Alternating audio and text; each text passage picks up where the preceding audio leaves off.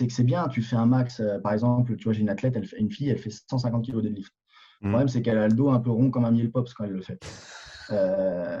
Du coup, je lui dis, mais attends, le but, est-ce qu'on va aller chercher 155 comme un choc à pic maintenant ou est-ce que plutôt on va baser notre cycle, elle se reconnaîtra en plus, elle va rire, ça va être génial. Ou est-ce qu'on va pas plutôt baser notre cycle sur, sur 140 kg. Donc au lieu de prendre 155, genre plus 5 kg en max estimé, on va prendre 140. Et du coup, ça va te permettre, les pourcentages qui seront proposés au début, d'avoir une meilleure qualité gestuelle, une meilleure rigidité, de construire vraiment ta synchronisation dans le mouvement. Et derrière, améliorer aussi ta vitesse d'exécution.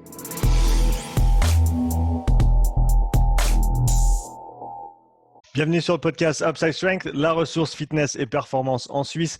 Aujourd'hui, j'ai le plaisir d'accueillir Jocelyn Chanet de Vikings Training. Jocelyn, bienvenue sur le podcast. Yes, merci de m'avoir invité. C'est un grand plaisir de pouvoir m'exprimer dans ton podcast. Alors, pour ceux et celles qui ne te connaissent pas encore, est-ce que tu peux parler un petit peu de qui tu es et qu'est-ce que tu fais? Alors, qui je suis basé à Limoges. Voilà. Et du coup, j'ai fait la programmation qui, pour moi, est bien plus qu'une programmation Vikings Training. Voilà. Et du coup, j'ai 28 ans et je veux me développer vraiment dans ce milieu-là. C'est vraiment un de mes objectifs primaires, quoi. Là, pour moi, j'en suis vraiment à un dixième. Je veux vraiment essayer de développer ça et de prendre plaisir à le faire. Voilà, c'est mon objectif principal dans le domaine professionnel. Donc, pour ceux qui ne connaissent pas, Vikings Training, c'est une programmation axée CrossFit. Comment est-ce que tu as découvert le CrossFit, toi? Alors, à la base, j'étais plus sur l'entraînement fonctionnel. Voilà, ça a commencé de base par des vidéos sur Internet. Et ensuite, j'ai décidé de faire mon stage chez Vincent Issartel, peut-être que tu connais, Ouais. à Dijon. C'est pas si loin de ça de la Suisse. Et du coup, chez Vincent, en fait, c'était de l'entraînement fonctionnel. Voilà, moi, je me suis toujours beaucoup intéressé à ça. Vincent, c'était vraiment des combos du genre l'hiver, il faisait froid, il y avait de la neige. Bon, on allait faire du farmer roll dehors. Après, il y avait des escaliers. Bon, on faisait des sauts dans les escaliers. Après, on faisait du sac bulgare.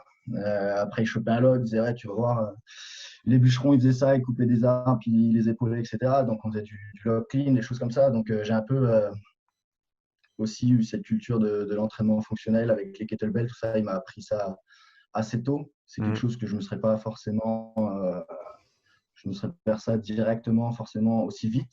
Et donc, du coup, Primal Performance, Vincent, ça m'a boosté un peu dans ce domaine. Et après ça, j'ai été au Canada. Et au Canada, j'ai fait des études en kinésiologie. J'ai rencontré Imad Hama, qui est actuellement le honneur de Science Gym CrossFit à Clermont-Ferrand. Et en fait, on est devenus colocataires. Et moi, à l'époque, j'étais plus sur… je voulais en fait passer… J'ai joué un peu avec les soccer, avec les carabins de Montréal, de l'Université de Montréal en soccer. Et en fait, je sentais mon genou qui commençait à être mi-figue, mi-raisin, surtout sur les stabiliser. Je m'étais déjà fait le ligament croisé 1 ou 2 ans auparavant. Et je me suis dit, bon, il va falloir que je me dirige vers un autre sport. Et en fait, j'étais plus intéressé par l'haltéro parce qu'il y avait Markus Krummer, un Allemand, qui fait du CrossFit actuellement, qui est un ancien haltérophile, qui était passé, que Vincent avait invité à Primal Performance. Et du coup, je me suis dit, je vais essayer d'aller tester l'haltéro. Et en fait, dans CrossFit Montréal, il y avait un club d'haltérophilie, mais vraiment à part, tu vois, c'était au fond de la salle, avec 10 plateaux, pas de musique, vraiment un coin à part, la vraie ambiance, la vraie ambiance haltérophilie. C'était un coach russe qui était, comment dire, authentique. Voilà, un vrai coach russe authentique, tu sais, de 60 balais qui pioche un peu de la jambe et tout, tu vois, qui a du passif, quoi. C'était un sacré entraîneur qui avait des sacrées performances. Bref, je ne vais pas m'étoffer là-dessus parce que je vais faire des digressions sans cesse. Mais en gros, c'est là que j'ai commencé à m'intéresser au CrossFit puisque la salle d'haltérophilie était dans la salle de CrossFit. Mhm. Mais à la base, moi, à la fin de séance, je faisais un peu d'entraînement fonctionnel comme je faisais avec Vincent à la fin, Mhm. mais je ne faisais pas de CrossFit. Et de fil en aiguille, du coup, avec Imad, on était dans la même promotion, on est devenus colocataires, tout ça. Et lui, il m'a dit, c'est les Open. Donc là, je venais de faire 3-4 mois d'altéro, juste de l'altéro, et on arrive sur février-mars. Il me dit, c'est les Open, viens essayer, tu vas voir, ça va être fun, etc. Bon, bah, j'ai fait l'Open, j'ai vomi comme tout le monde. Voilà. C'était quelle année ça? 2000, du coup, début 2015. Ok. Ouais, voilà, parce que la période au Canada, c'était de 2014 à l'été 2015. Donc, ouais, c'était Mhm. début 2015. Et il y avait les DU et je ne savais pas faire les DU. Voilà, donc là, ça a commencé à m'énerver. Et du coup, l'hiver, hop, il s'en souvient, il le raconte souvent à ses adhérents. Je poussais la neige devant la porte, tac, et je faisais 3 fois 10 minutes de DU par jour pour arriver à passer les DU. Bref, bon, je suis quand même resté sur la partie plus altéro. Ça m'intéressait vraiment fort. J'aimais bien ça. Et, euh, et il est revenu à la charge. Joss, c'est les French Rodan. Viens tester. Bon, allez, c'est parti, French Rodan. Je me prends une deuxième raclée. Et là, à force de me faire un peu piquer comme ça plusieurs fois, je me suis du coup intéressé au CrossFit à ce moment-là. Et là, j'ai commencé à faire du CrossFit du coup à CrossFit Montréal. Mhm. Et j'ai passé mon diplôme Level 1 à CrossFit Laval chez Mathieu Dubroc. Voilà. Et à partir de là, en fait, Ludo, qui est le honneur de CrossFit Limoges, m'a contacté pour me dire, bah, en gros, quand tu reviendras en France, j'aimerais bien t'embaucher à CrossFit Limoges en tant que head coach. Et moi, ça m'a boosté encore un peu plus. Et j'ai commencé à aller rencontrer au niveau local les gens qui représentaient le CrossFit. Donc, on va dire, j'ai eu de la chance, entre guillemets, d'apprendre un peu le CrossFit, l'âme du CrossFit au Canada, parce que Mike De Boever, Mathieu Dubroc, tout ça, c'est des super athlètes, des super coachs qui sont présents depuis longtemps. Et je m'en souviens, un jour, je suis arrivé à CrossFit Laval. J'avais demandé juste la veille à Mathieu si je pouvais passer. Il m'avait dit oui. Et moi, tu sais, très scolaire, je suis arrivé avec mon petit classeur, mon calepin, mon stylo. Et, et je lui ai bouffé 2 heures de son temps à lui poser toutes les questions que j'avais envie de poser. Et Mathieu, il s'est assis sur le canapé, il m'a répondu, etc. Il m'a sorti des phrases qui resteront à jamais, du genre, tu sais, un crossfitter, c'est comme un iPhone, même avec très peu de batterie, il faut qu'il continue à assumer toutes ses fonctions. Voilà, enfin, c'est que des petites phrases comme ça qui m'ont mis dans le bain direct. Pareil avec Mike. Voilà, on s'est entraîné ensemble. Après, on a pris un petit temps pour parler, etc. Donc, voilà, ça m'a vraiment donné envie et inculqué les bonnes valeurs. Et après, du coup, bah, je suis rentré en France. À la base, en fait, j'avais été au Canada pour valider ma deuxième année de Master 2 entraînement Mhm. du staff de Dijon. C'était une passerelle que j'avais créée parce qu'elle n'existait pas. Et du coup, en fait, là-bas, je pouvais valider que la partie théorie. Donc, normalement, en retournant en France, en fait, je devais finir un stage pour valider le Master 2. Mais du coup, j'ai décidé d'aller travailler directement chez Ludo parce que voilà, c'est ça qui m'intéressait le plus. Et j'ai atterri du coup à CrossFit Limoges en tant que head coach. Depuis tes débuts dans le coaching CrossFit en tant que tel et depuis le moment où tu as commencé à t'intéresser à la programmation CrossFit, est-ce que je peux parler un petit peu de l'évolution de la programmation dans le CrossFit au fil des ans et ensuite l'état actuel des choses, de ton point de vue, bien sûr? Euh, ben, au début, c'était c'était un peu l'ambiance club dans les salles de CrossFit quand tu faisais de la compétition. J'aimais beaucoup ça parce que tu pouvais vraiment avoir l'attention de tes adhérents à 100%. Il y avait pas 36 programmations voilà, en 2015, même si c'est pas très vieux. Mine de rien, ça a été exponentiel au niveau dans ce domaine-là, quoi. Et du coup, c'était l'ambiance club. Ouais, voilà, en gros, c'était soit tu faisais bergeron, soit dans ta salle, il y avait une team compétition. Mhm. Voilà. Bon, tu avais Outlaw, tu avais plein de choses aussi comme ça, mais c'était un peu l'esprit. Et du coup, bah, c'était intéressant parce que ça fédérait encore plus autour de la salle. Du coup, on essayait d'encore plus s'entraîner ensemble, etc. Voilà. Et après, du coup, c'était beaucoup bergeron. Il y avait énormément de gens qui faisaient bergeron. Voilà, il y en a toujours beaucoup, hein, mais à l'époque, c'était tous les gens qu'on connaît qui font autre chose à l'heure actuelle ont testé quasiment tous bergeron s'ils ont commencé le CrossFit sur les années 2015, 2014, etc. Mhm. Voilà. Et bien après, là, bon, comme d'habitude, on est un petit peu, on va pas dire on est en retard en France, mais au contraire, on s'intéresse progressivement à la culture anglo-saxonne, à la culture américaine, tout ça.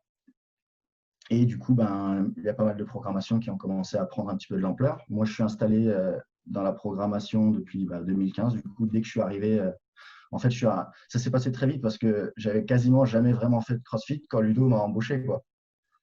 Ludo a eu tout de suite confiance en moi parce que en fait, il était venu à Primal Performance et moi, je lui avais fait un workshop avec Vincent sur du strongman, sur toutes ces choses-là fonctionnelles. Bon, pour lui, j'avais tous les prérequis déjà pour. Voilà, à l'époque, les gens n'étaient pas surformés non plus en CrossFit avant de démarrer. J'ai connu Ludo comme ça. Il m'a balancé un peu dans le milieu directement et l'apprentissage s'est fait comme ça. Et c'est là que j'ai découvert du coup comment on s'entraînait un petit peu en compétition. Et oui, on n'était pas énormément de programmation à l'époque. Voilà, il a fallu faire un peu ses armes. Du coup, les gens faisaient beaucoup bergeron. Après, je trouve que bergeron, ça a beaucoup aidé parce que ça a vraiment démocratisé un peu ce milieu de la compétition dans le CrossFit. Ça a donné envie aussi parce qu'il avait toujours l'aspect un peu psychologique aussi derrière. Enfin voilà, Bergeron, Mhm. tout le monde a envie d'avoir Bergeron en tant que coach, quoi, pour la personne qu'il est et pour l'entraîneur qu'il est aussi. Voilà. Et du coup, je ne sais plus où l'on était, comme ça a coupé. On parlait de prog et donc pour toi, peut-être par rapport à ces programmations qui étaient populaires en 2015-2016, quels éléments que peut-être tu considères comme étant fondamentaux aujourd'hui, quels éléments manquaient de ces programmations à l'époque et donc quelle a été l'évolution de ces différentes programmations au cours du temps? Yes. Alors, après, tu m'avais demandé aussi de donner un peu le contexte actuel. Mhm. Je trouve que à l'époque, ces programmations, pour le niveau qu'on avait en France, étaient beaucoup trop spécifiques déjà de base. Mhm. Euh, C'est-à-dire, par exemple, je me souviens, alors je l'ai pas fait moi, Bergeron, mais c'était, je voyais vraiment des intervalles, par exemple, bon, ils appelaient ça de la capacité anaérobie lactique. Tu vas faire 2 minutes, par exemple, à fond, avec des mouvements spécifiques CrossFit, avec des butterfly chest to bar, avec des thrusters, enfin, voilà, Mhm. des trucs qui cassent. Mhm. Tu avais 7 minutes de reste, tu étais là, tu étais tout blanc, tout froid, et boum, et tu repartais pour 2 minutes à fond, et ainsi de suite, tu vois. Et je trouve enfin, voilà, ces programmations-là, on en était au début, hein, et elles ont fait du bien parce qu'elles ont démocratisé, elles ont donné de l'âme un petit peu au sport du CrossFit, quoi. Mais après, est-ce que c'était adapté au niveau qu'il y avait en France et est-ce que c'était adapté aussi à la façon de s'entraîner pour perdurer pour certains crossfitters français? Ça, c'est une autre question. Voilà. Et je trouve qu'il y a on était un peu adolescent hein, face à ce sport dans ces années-là. Mhm. Et du coup, on est quand même pas mal à s'être blessé assez lourdement de ce type ou d'avoir fait un peu de surentraînement. Ou voilà, ça, on est tous un peu passés par là. Et moi, c'est l'époque à laquelle j'ai fait une slap lésion, donc arrachement du cartilage au niveau de l'insertion du long biceps. Mhm. Voilà, et puis ça, je le payerai entre guillemets tout le reste de ma pratique, quoi. Voilà, et je voulais toujours en faire plus. Pourtant, comme je l'ai dit, je faisais pas Bergeron. Moi, je faisais déjà Viking, mais par contre, je voulais rajouter du volume en plus parce que je pensais vraiment à l'époque que plus t'en faisais, plus t'en avais, quoi. Mhm. Voilà. Et dans un sport comme le CrossFit, si t'es pas cadré directement, si on calme pas un peu tes ardeurs, ça peut vite partir en salade niçoise, quoi. Et malheureusement, on peut augmenter notre entraînement de 200%, mais nos capacités de récupération en tant qu'athlète naturel, elles restent bloquées à 100%. Donc, du coup, il y a forcément un problème à la fin, quoi, à l'arrivée. Après, ben, il y a plusieurs programmations qui se sont mises en place, qui ont pris un peu d'ampleur en France, et ça, c'est vraiment cool, parce que, bon, je ne suis pas chauvin plus que ça, mais c'est quand même cool d'essayer d'avoir plus de proximité avec les athlètes et voilà, qu'il y ait des écuries françaises qui puissent entraîner des gros athlètes ou d'autres athlètes français. Voilà, pas forcément de gros athlètes. Et maintenant, après, qu'est-ce qui arrive à l'heure actuelle? Bah, le sport du fitness, il est encore jeune en France. Voilà, c'est toujours jeune, surtout que ça se démocratise vraiment progressivement, même si ça a été exponentiel. Et il y a une grosse vague quand même de nouveaux compétiteurs. Comme j'ai dit tout à l'heure, on est encore adolescent un peu face à lui. Voilà, donc il y a une grosse émulation, c'est-à-dire il y a tous ceux qui veulent accéder à un nouveau service parce qu'ils se sont un petit peu entraînés. Il y a de plus en plus de gens qui ont fait 1 ou 2 ou 3 années d'entraînement. Il y a tous ceux qui, du coup, aiment ça aussi et voient aussi la place que ça peut avoir en termes professionnels et qui, du coup, veulent créer un nouveau service. Voilà, donc il y a beaucoup d'émulation là-dessus. Et voilà, mais il ne faut juste pas oublier que notre rôle à l'heure actuelle, c'est-à-dire la cause collective, c'est de continuer à éduquer les sportifs. Voilà, parce que c'est un sport qui reste jeune. Voilà, et nous, notre but, c'est de pérenniser le sport et notre activité aussi, qui est la prestation de services, etc. Voilà. Donc, en gros, l'erreur à l'heure actuelle, ce serait un peu de tomber dans la programmation consommation. C'est-à-dire, voilà, il ne faut pas qu'on puisse rentrer dans pour prendre une prog, j'ai juste à cliquer sur un lien et c'est parti. J'ai des comptes à rendre à personne et ainsi de suite. Voilà, ça, c'est trop dangereux. Je veux dire, une programmation, c'est quelque chose que tu vas faire minimum. Je veux dire, quand tu es parti pour être compétiteur, c'est minimum 4 entraînements par semaine et voire 6, voire 8 pour certains, etc. Donc, tu commences à rentrer dans un top 5, voire top 3 de tes priorités de ta vie, quoi. Donc, je veux dire, ça se discute quand même, quoi.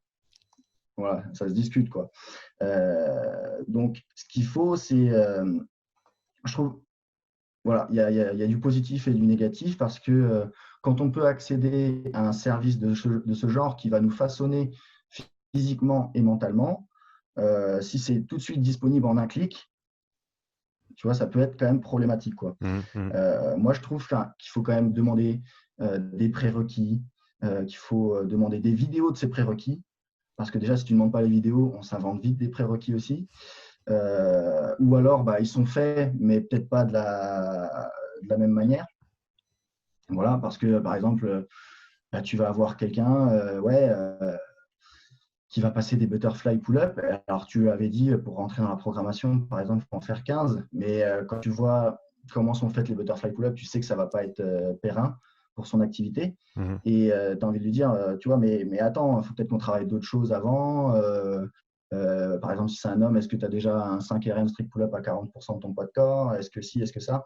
Voilà, il y a plein de choses à essayer de venir valider avant, quoi. Donc, ça ne veut pas dire, je ne suis pas en train de dire en fait que le CrossFit est forcément, enfin, accéder à une programmation, c'est forcément réservé à l'élite. Ça, c'est pas ce que je suis en train de dire parce que pour moi, le meilleur adhérent que j'ai eu de base, quand j'étais à CrossFit Limoges, c'était quelqu'un qui était en obésité morbide. Voilà, c'est lui qui m'a le plus marqué. C'est pas un compétiteur qui a snatché 120. C'est lui qui m'a le plus marqué parce qu'il avait vraiment une attitude méritante. Quoi. Il était là, il y avait des DU et tout, et moi je lui faisais faire un peu d'échelle de rythme tranquille, tu vois, des choses comme ça. Puis en fait, il posait pas de questions et bam, bam, bam, il y allait, il avait vraiment l'objectif en tête. Voilà. Donc en gros, tout ça, c'est pour mettre le doigt sur, oui, la programmation n'est pas réservée forcément à du haut niveau. C'est pas ce que je suis en train de dire. Je suis pas élitiste à ce point-là.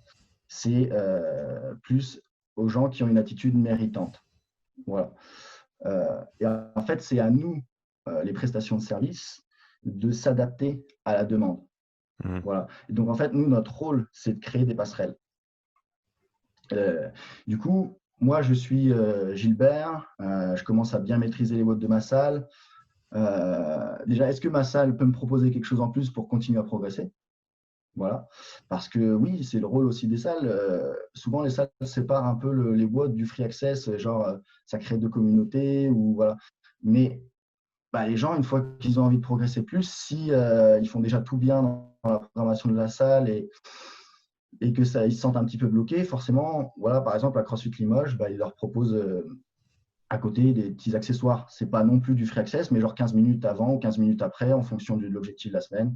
Voilà, et ça permet déjà à un plus grand nombre de rester encore bien connecté à la salle et de progresser un peu plus. Voilà, plutôt que d'aller dans du free et être complètement perdu parce qu'on se rend compte que c'est tout un monde différent, quoi. Voilà. Donc, c'est à nous aussi, les prestations de services, de créer une passerelle en parallèle avec les salles, de créer du semi-personnalisé, de créer de l'adapté, des suivis, des camps. Voilà, parce que ces personnes-là, qui sont un peu le cul entre deux chaises, qu'est-ce qu'elles ont besoin? Bah, elles ont besoin d'être orientées, elles ont besoin d'avoir un échange. Comme on l'a dit tout à l'heure, par exemple, cette personne qui passe les butterfly pull-up, etc., voilà, il faut peut-être lui dire, bah, attends, avant de te lancer dans un truc complet, on va peut-être pointer du doigt certains domaines de l'entraînement. On va peut-être pérenniser un petit peu ta gym, tout ce qui va autour, avec les fondations force, etc. Voilà. Parce que c'est bien, là, tu vas avoir accès directement à quelque chose qui va être plus complet. Donc, ça va peut-être marcher, allez, disons 1 an. Et après, au bout d'1 an, bah, quand tu vas commencer à payer un petit peu tous les sur-efforts que tu as fait, et la mauvaise gestion du timing, bah derrière, tu vas commencer à te blesser tout ça. Et après, pour repartir au CrossFit quand tu t'es blessé, mais vraiment, enfin voilà, pour moi, le corps, c'est un peu une Formule 1. Une fois que tu t'es blessé quelque part, tu vas compenser ailleurs et ainsi de suite. Et ça devient un bordel. Et après, bah, il n'y a plus beaucoup de plaisir du coup. Donc, est-ce que la personne va reprendre 1 an pour faire. Donc là, il va partir sur Marcus Philly et faire pas mal de préhab et tout ça. Il va commencer à s'intéresser à ça. Mais enfin, c'est dommage, il faut vraiment être résilient à ce fait pour continuer et arriver à se dire, je vais repartir de zéro en faisant ça. Donc, autant partir comme il faut dès le début. Voilà. Je ne suis pas en train de dire qu'il faut s'être blessé pour faire Marcus Philly, pas du tout, hein. Justement. Un grand respect pour ce monsieur, j'adore ce qu'il apporte. Voilà. Mais c'est ça que je veux dire, c'est notre rôle, nous, aux prestations de service, c'est de créer des expériences positives, peu importe le niveau de la personne.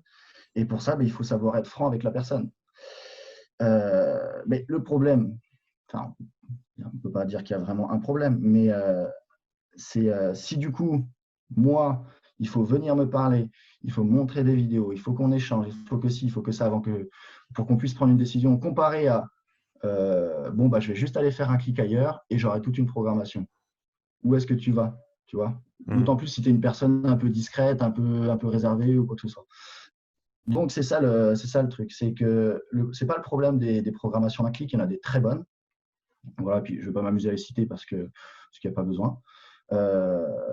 Mais c'est du coup le manque des fois d'orientation des gens que ça invoque derrière et l'incidence que ça peut avoir sur la gestion dans le timing de ce qu'ils ont besoin à tel moment donné. Voilà, parce que eux, ce n'est pas forcément tous, même si c'est des très bons athlètes pour certains, ils ne sont pas forcément amenés à savoir qu'est-ce qu'ils ont le plus besoin maintenant, quoi.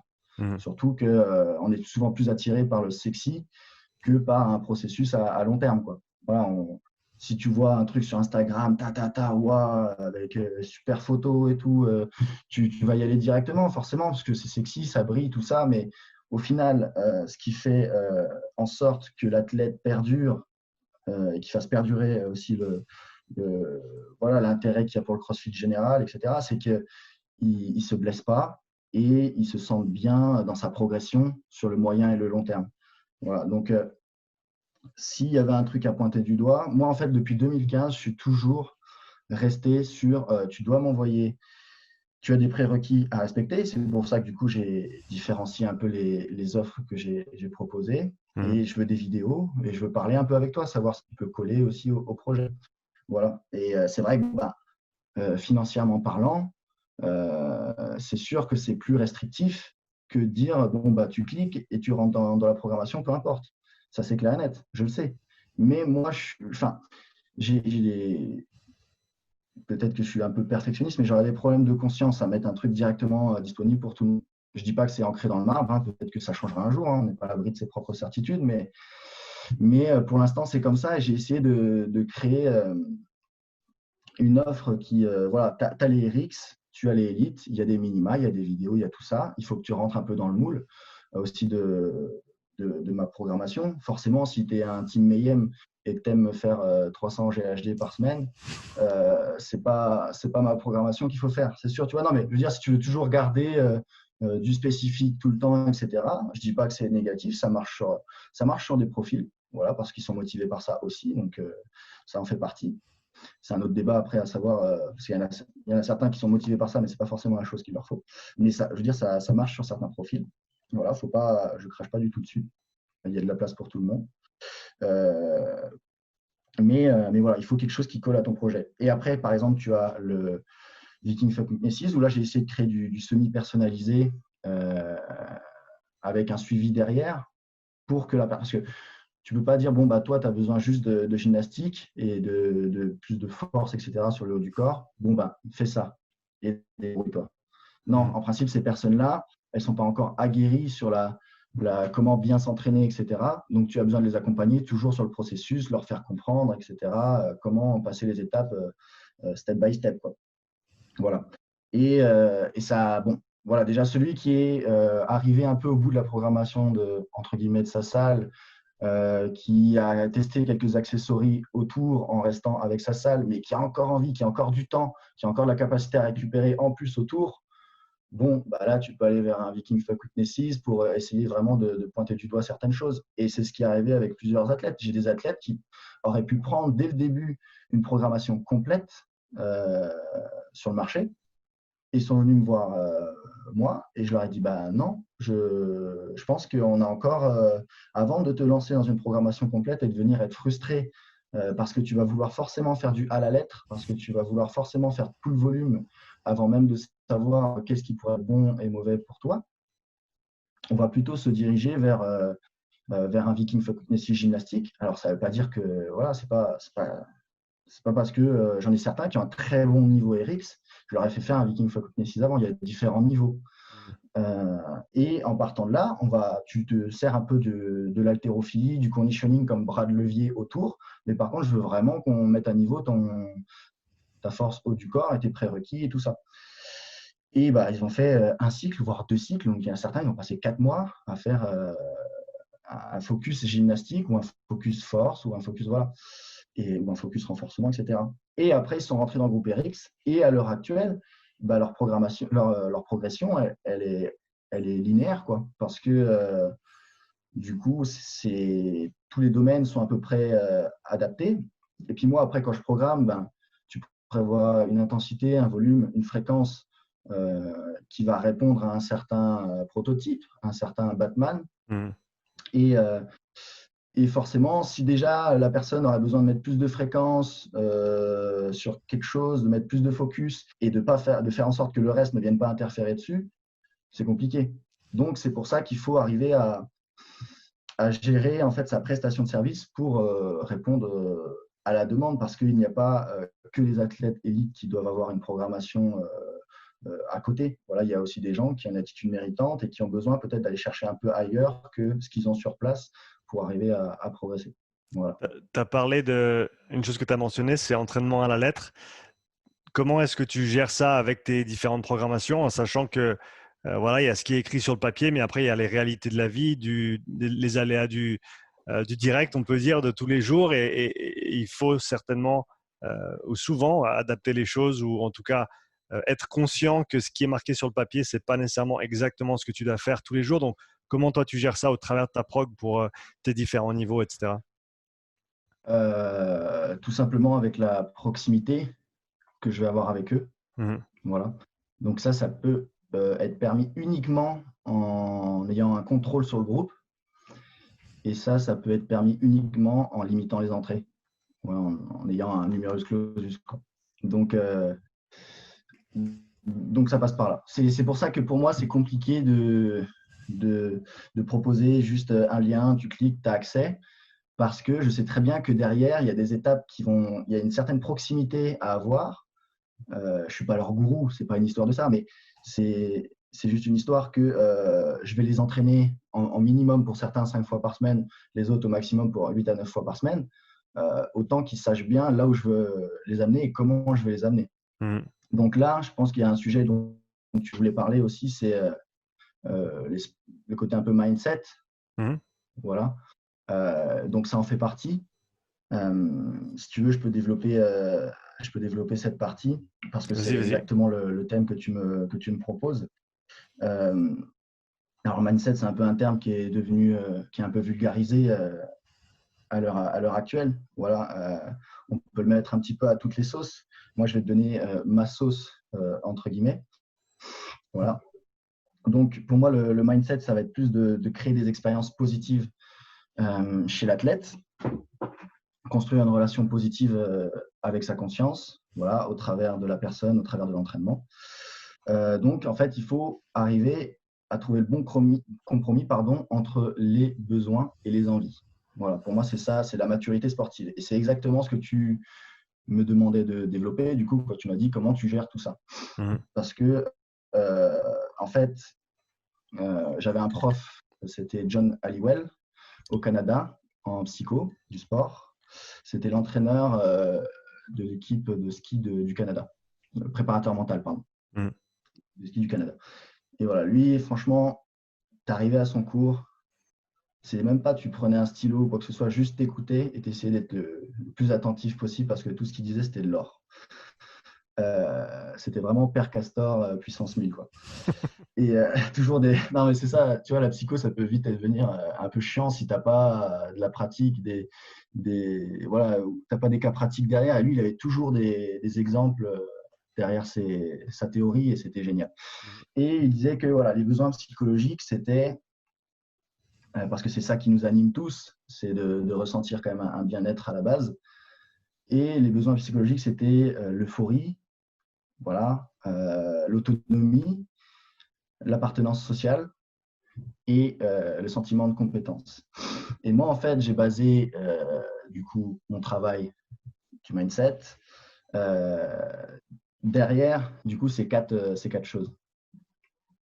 Donc l'euphorie pour moi, c'est lui apprendre à aimer le processus, voilà, à prendre du plaisir à travers ça. Et c'est là que c'est vraiment important parce que des fois, en fait, le plaisir, on ne le prend pas forcément là où il faut, comme on disait avec les athlètes qui sont attirés plus par ce qui brille et ce qui est sexy. Et en fait, des fois, de juste faire les choses dans le bon ordre, etc., tu trouves une autre forme de plaisir qui est plus reliée du coup à la maturité sportive, quoi, parce que c'est pas plus 5 kilos aujourd'hui sur ton snatch, mais tu as juste fait quelque chose qui te ressemble et pas qui te donnait juste envie, quoi. Voilà, donc c'est toujours le lien entre le curseur qui doit être placé entre le besoin et l'envie, quoi. Aujourd'hui, peut-être que faire juste un metcon avec des potes, te défoncer et vomir, ce serait ton envie. Voilà, tu as envie de te faire plaisir à fond. Mais ton besoin, au vu de ce que tu as fait hier, au vu de ce que tu vas faire demain, au vu de comment ton corps réagit à l'entraînement, serait plus de faire une séance basse intensité, de faire de la préhab à la fin. Et en soi, à court terme, tu ne vas rien obtenir grâce à ça. Voilà. Mais par contre, à moyen et long terme, ça va être utile. Donc ça, c'est la partie un peu euphorie, c'est-à-dire, euphorie, c'est un grand mot, hein, du coup, quand on parle de ça, mais c'est arriver à prendre du plaisir progressivement à travers des choses différentes et qui répondent de plus en plus à tes besoins et non à tes envies, même si l'envie est extrêmement importante aussi. Après, tu as la partie autonomie. Et donc là, on revient encore à ce que tu me disais. C'est l'intérêt de créer un groupe restreint pour mieux le contrôler et mieux lui faire comprendre comment fonctionne le processus. Voilà. Donc comme ça, moi, mon but, c'est vraiment de le rendre autonome. Il sait en fait comment progresser et comment se gérer. Voilà. Donc à partir de là, quand tu as fait ça, le mec, en plus, il a vraiment appris quelque chose sur lui déjà à l'entraînement. Peut-être que ce sera transférable en plus sur lui dans d'autres domaines de vie. Donc, c'est génial. Voilà. Après, il y a l'appartenance sociale. Ça, c'est grâce à la communauté. Voilà, donc nous, on a la communauté viking. Donc, c'est les échanges, c'est le groupe, c'est tous les camps. J'essaie de créer beaucoup de proximité avec mes athlètes. Je donne beaucoup de mon temps pour ça. Par exemple, là, août-septembre, en 8 semaines, je me suis déplacé 6 fois. Pendant un week-end, en 2 jours, j'ai fait 16 heures de route. Enfin, je suis allé à Brest, à Vannes, à Montpellier, à Perpignan, à Toulouse. Voilà, enfin, j'essaie le plus possible d'être présent pour eux. Je préfère, moi, de mon côté, en tant que sportif, faire moins de compétitions et les accompagner un peu plus sur les leurs. Voilà, moi, j'aime bien les deux. Donc, ça, c'est l'esprit communauté, c'est être présent pour eux. Hein. C'est aussi simple que ça. Et après, bon, tu as le sentiment de compétence. Et là, le but, ça va être de développer une pratique consciente pour mieux gérer en fait les frustrations et diminuer le plus possible en fait les expériences négatives. Parce que le CrossFit, il peut amener beaucoup d'expériences négatives si tu ne sais pas où te placer par rapport à lui. Et là, en fait, mon rôle, c'est surtout ça, c'est de leur donner en fait des habiletés mentales. Ça passe déjà avant toute chose par la fixation d'objectifs, hein, parce que bon, si on ne sait pas qu'est-ce qu'est l'objectif, comment y aller, c'est compliqué. Et aussi beaucoup par analyser en fait leur feedback de leur discours interne. Ça passe par le groupe. Donc forcément, si tu as 250 personnes, soit tu as deux vies, soit tu ne peux pas le faire. Et du coup, voilà, c'est comment il parle de lui en fait. Par exemple, il y en a beaucoup qui vont confondre un peu la satisfaction et le contentement ou ce genre de choses. Aujourd'hui, j'ai fait un PR, je suis content. Ou, tu vois, et des fois, en fait, ils n'utilisent pas les. Par exemple, ils vont juste faire une barre qui leur satisfait aujourd'hui. Ils vont dire je ne suis pas content, etc., etc. Mais non, mais en fait, tu t'étais fixé un objectif, tu es satisfait de l'avoir fait. Après, est-ce que tu es content, est-ce que tu es heureux de l'avoir fait, c'est autre chose. Mais l'objectif du jour, c'était juste de monter à ce pourcentage-là. Donc, tu peux dire que oui, tu es satisfait. Par contre, après, est-ce que tu es content d'avoir fait ça, c'est une autre histoire. Mais déjà, tu peux dire que tu es satisfait. Et pareil, les émotions, etc., est-ce qu'ils ne vont pas créer leur propre souffrance, entre guillemets. Par exemple, je ne sais pas, lundi, ils ont fait du deadlift un peu lourd. En ce moment, il y a beaucoup de fréquences sur le deadlift. Donc, c'est un mouvement qui, si tu ne répartis pas bien la tension autour des différents muscles, etc., tu peux vite te prendre très vite dans une zone et pas dans une autre, donc dans les lombaires, voilà. Et du coup, le mercredi, par exemple, quand on refait du deadlift, je leur mets un petit mot sur le groupe. Je leur dis, voilà, je suis un tel, dans tel cas de figure, 4 réponses. À votre avis, qu'est-ce que je fais?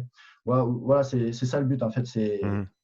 C'est surtout de les rendre le plus autonomes possible et qu'ils arrivent à développer des habiletés pour se sentir un peu plus capables de gérer leur entraînement.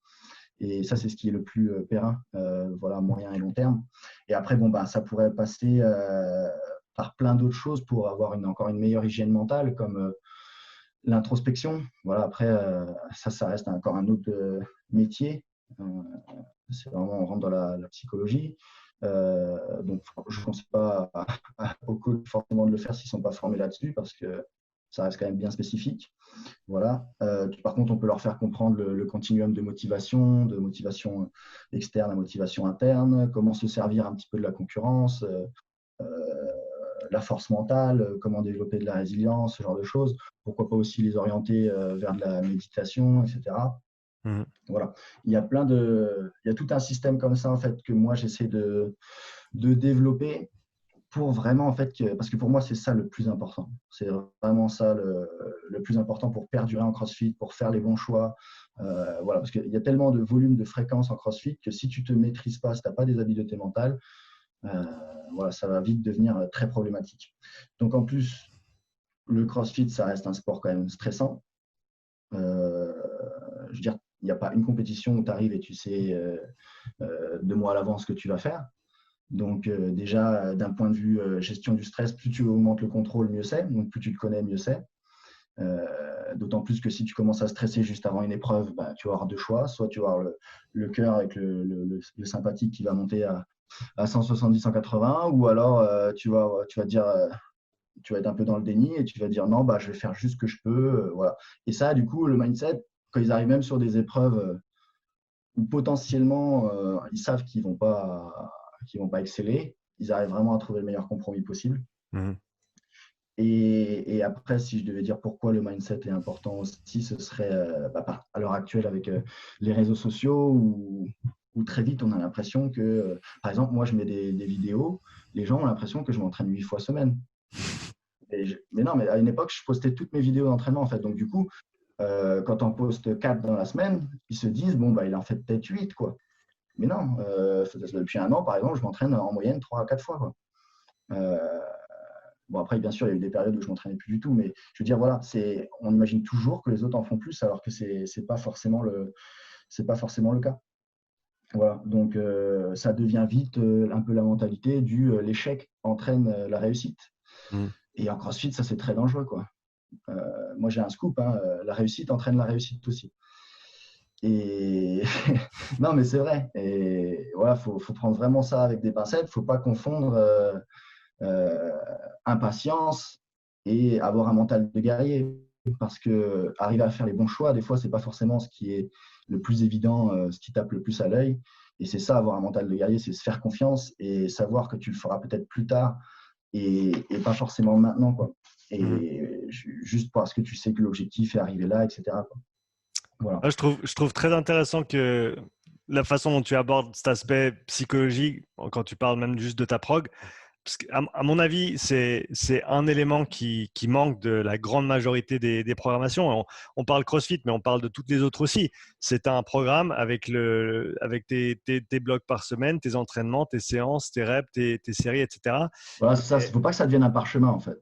Ouais, c'est ça. Mais l'aspect psycho, en général, il n'est pas du tout inclus dans le programme.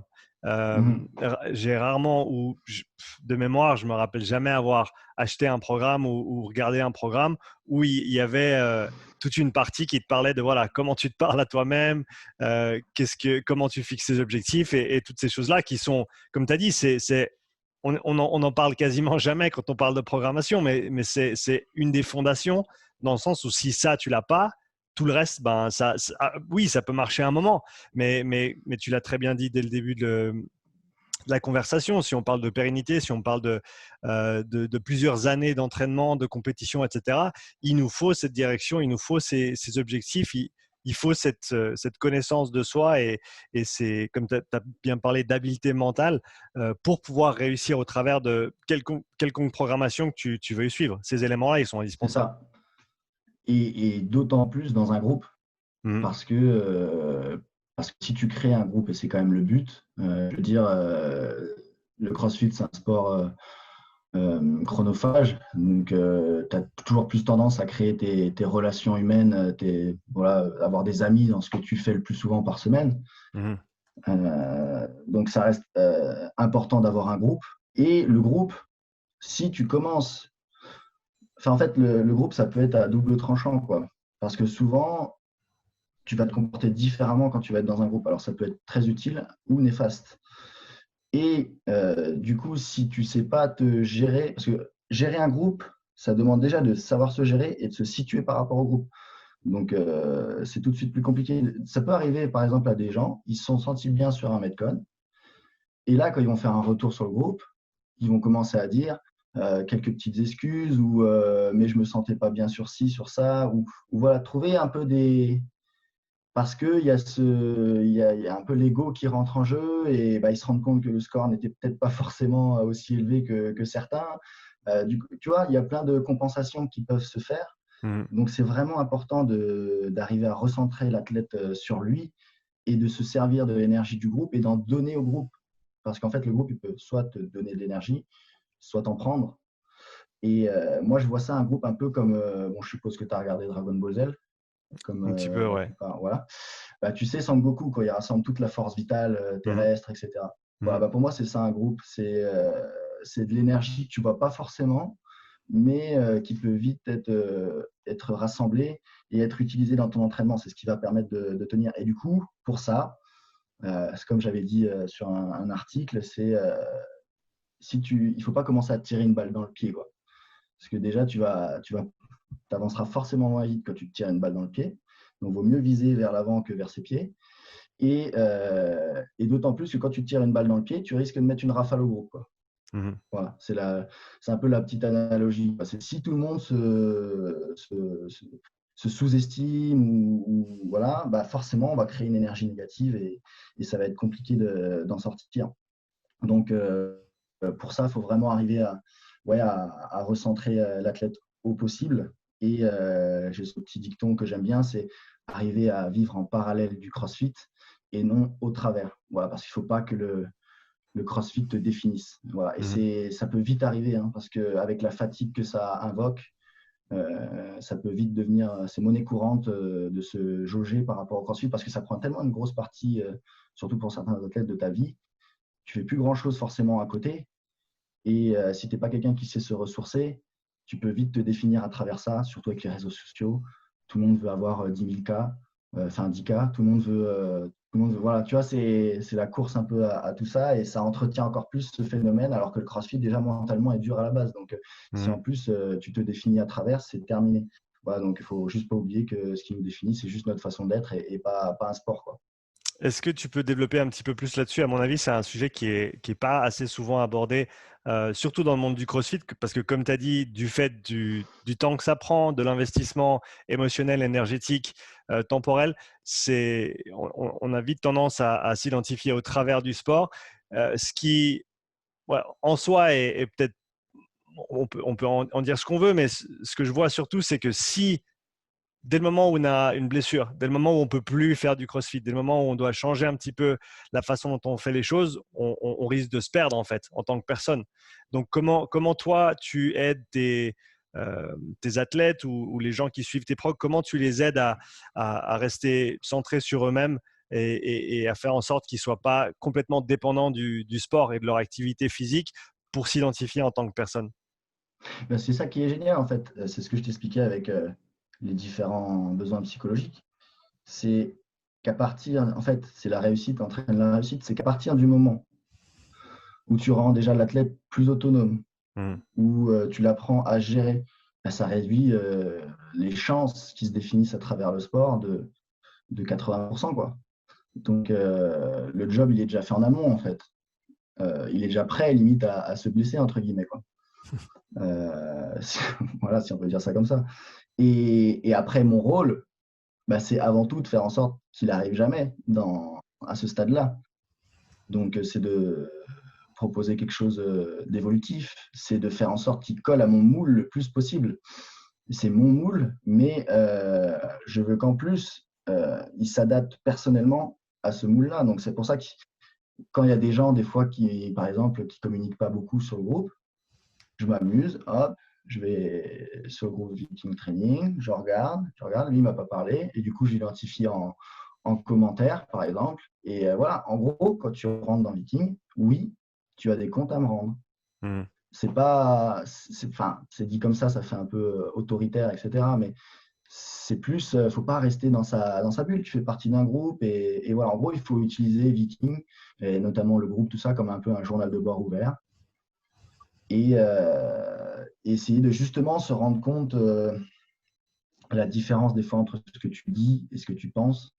Euh, Par exemple, je sais pas, ça nous est tous arrivé d'écrire quelque chose dans ton petit journal intime et le lendemain, tu regardes ce que tu as écrit et tu fais, mais c'est moi qui ai écrit ça, quoi.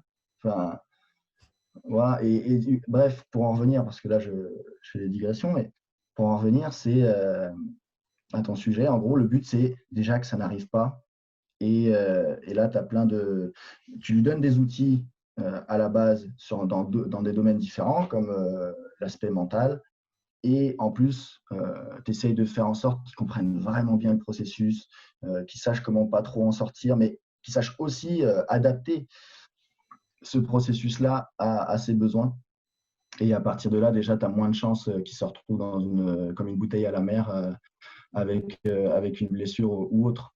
Voilà. Après, bah, quand ça arrive, bah, il faut faire du social, hein. C'est ça aussi l'intérêt. Moi, c'est ça que j'aime aussi, hein. Il ne faut pas croire que c'est des chevaux de course et tu leur donnes un truc, derrière ils mangent du grain et boum, ça devient ils vont courir à fond la caisse. Non, c'est pas ça. C'est des humains, quoi. Ils ont tous des petits inconvénients.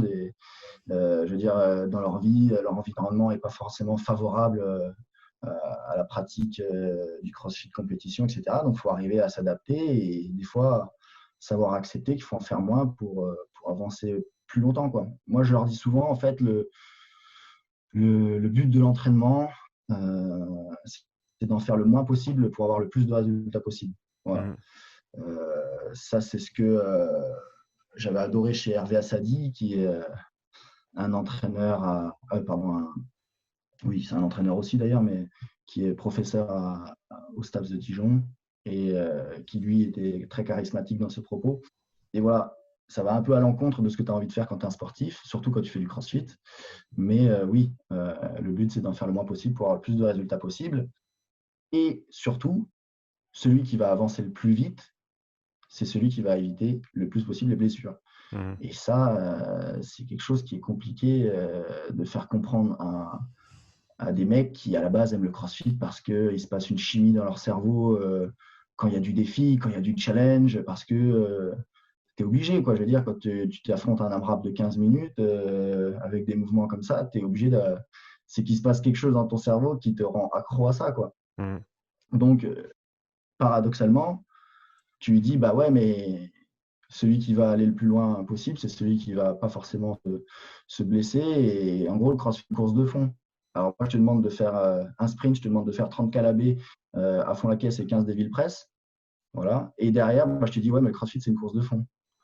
Donc, on comprend tout de suite le paradoxe un petit peu entre les prérequis qu'il faut pour arriver à performer et sortir de sa zone de confort et derrière être capable de gérer une carrière, on peut appeler ça une carrière, sportive, quoi. Mhm.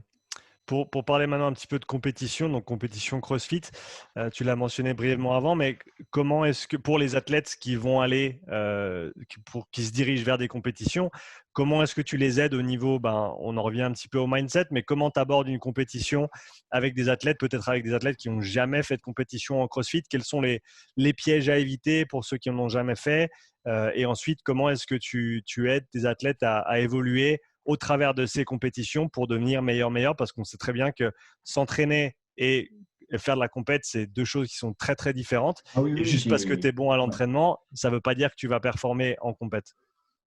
Non, bah après, tu as mentionné plein de points différents.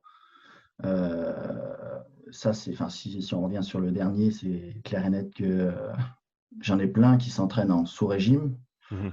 mais qui, par contre, en compétition, vont être capables de stimuler leur cerveau et de vraiment shut up toutes les infos que peut renvoyer leur corps, quoi. Donc, eux, ils vont Mhm. être très forts en compétition. Et c'est ceux-là où il faut faire très attention parce que c'est plus à même de se blesser. Parce que c'est des gars qui adorent, enfin des gars, des filles, peu importe, mais qui adorent le challenge et qui vont s'entraîner un peu en sous-régime. Et par contre, quand ils vont faire de la compétition, ils vont être à 30% au-dessus de leur capacité et leur corps n'a jamais connu cette vitesse d'exécution, n'a jamais connu cette intensité-là, n'a jamais connu ce volume-là sur 2 ou 3 jours. Mhm. Donc, cela limite, ça va être un peu paradoxal, mais il faudrait plus leur imposer à faire des compétitions plus souvent.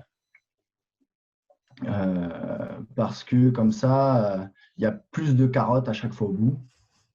Et du coup, ils vont peut-être mieux adapter l'entraînement à chaque fois pour s'y préparer. Euh, Après, tu as ceux aussi qui s'entraînent trop fort. Tu as ceux qui s'entraînent trop fort. Et eux aussi, alors faut arriver à gérer, mais il faut leur mettre les compétitions au bon moment. Parce qu'en fait, quand ils s'entraînent trop fort, ils cherchent un peu plus la paix intérieure. Mhm. Ouais, ils ont besoin d'avoir leur dose. Ils arrivent au CrossFit pour chercher leur petite dose de drogue et boum, les endorphines et ça va mieux. Voilà, c'est eux, je leur dirais aussi, il faut arriver à caser les compétitions au bon moment pour qu'en fait, ils aient la satisfaction, parce qu'ils éprouvent moins de satisfaction. Donc, tu fais la compétition, petit intérieur qui s'installe parce que tu as été au bout de la chose, etc. Et ça te calme un peu et ça te permet de prendre du recul derrière sur ton entraînement. Mhm. Voilà. Donc après, en fait, le plus important, c'est déjà, tu leur fais un calendrier à l'année des compétitions qu'il y a. Moi, je programme pour certaines compétitions. Je fais des pics. Alors, je sais que toutes les programmations ne font pas ça. Ils marchent beaucoup plus par cycle où ils peuvent intégrer des gens à chaque fois. On pourra en reparler tout à l'heure si tu veux, mais Mhm. moi, je fais plus des programmations qui ont pour but de performer à tel moment. Voilà. Et du coup, je me suis perdu, que je voulais dire à travers ça. Voilà, en gros, il faut leur faire un calendrier de compétition, leur expliquer l'objectif, c'est ça. Et après, autour de ces objectifs principaux, tu gères les autres compétitions en fonction des profils qu'ils peuvent avoir. Voilà, des fois, même un athlète d'un super niveau, faire une petite compétition locale, ça peut lui faire vraiment du bien. Après, d'autres athlètes, par exemple, qui commencent à arriver un peu dans le game, faut plutôt en fait, il faut encore une fois créer des expériences positives, ce qui reste les mots-clés pour arriver à perdurer, pour que ça build up gentiment l'intensité qu'il va mettre dans l'entraînement et l'intérêt qu'il va avoir pour ça. Et eux, il faut leur mettre des. Ils veulent tout de suite, tu vois, des fois aller trop sur les compétitions élites, c'est absolument les affiliates, absolument les Marseille tout de suite, etc. Et non, genre, non, viens, on va faire un petit peu plus. Ou alors, ils font que de la team. Voilà. Mais moi, j'ai un avis assez tranché là-dessus, mais pour moi, le CrossFit, le pur CrossFit, c'est de l'individuel. Parce que c'est vraiment une atmosphère différente de la team, quoi. La team, tu es toujours en train de plus kiffer naturellement, en fait. Alors, c'est génial, hein. J'adore la team aussi. J'en ai fait pas mal. Mais je trouve que l'individuel, c'est vraiment une atmosphère différente. C'est plus toi contre toi. Et justement, c'est transformer le toi contre toi, quoi. Et du coup, j'ai ces athlètes qui font beaucoup de la team, etc., qui sont très stressés par l'individuel.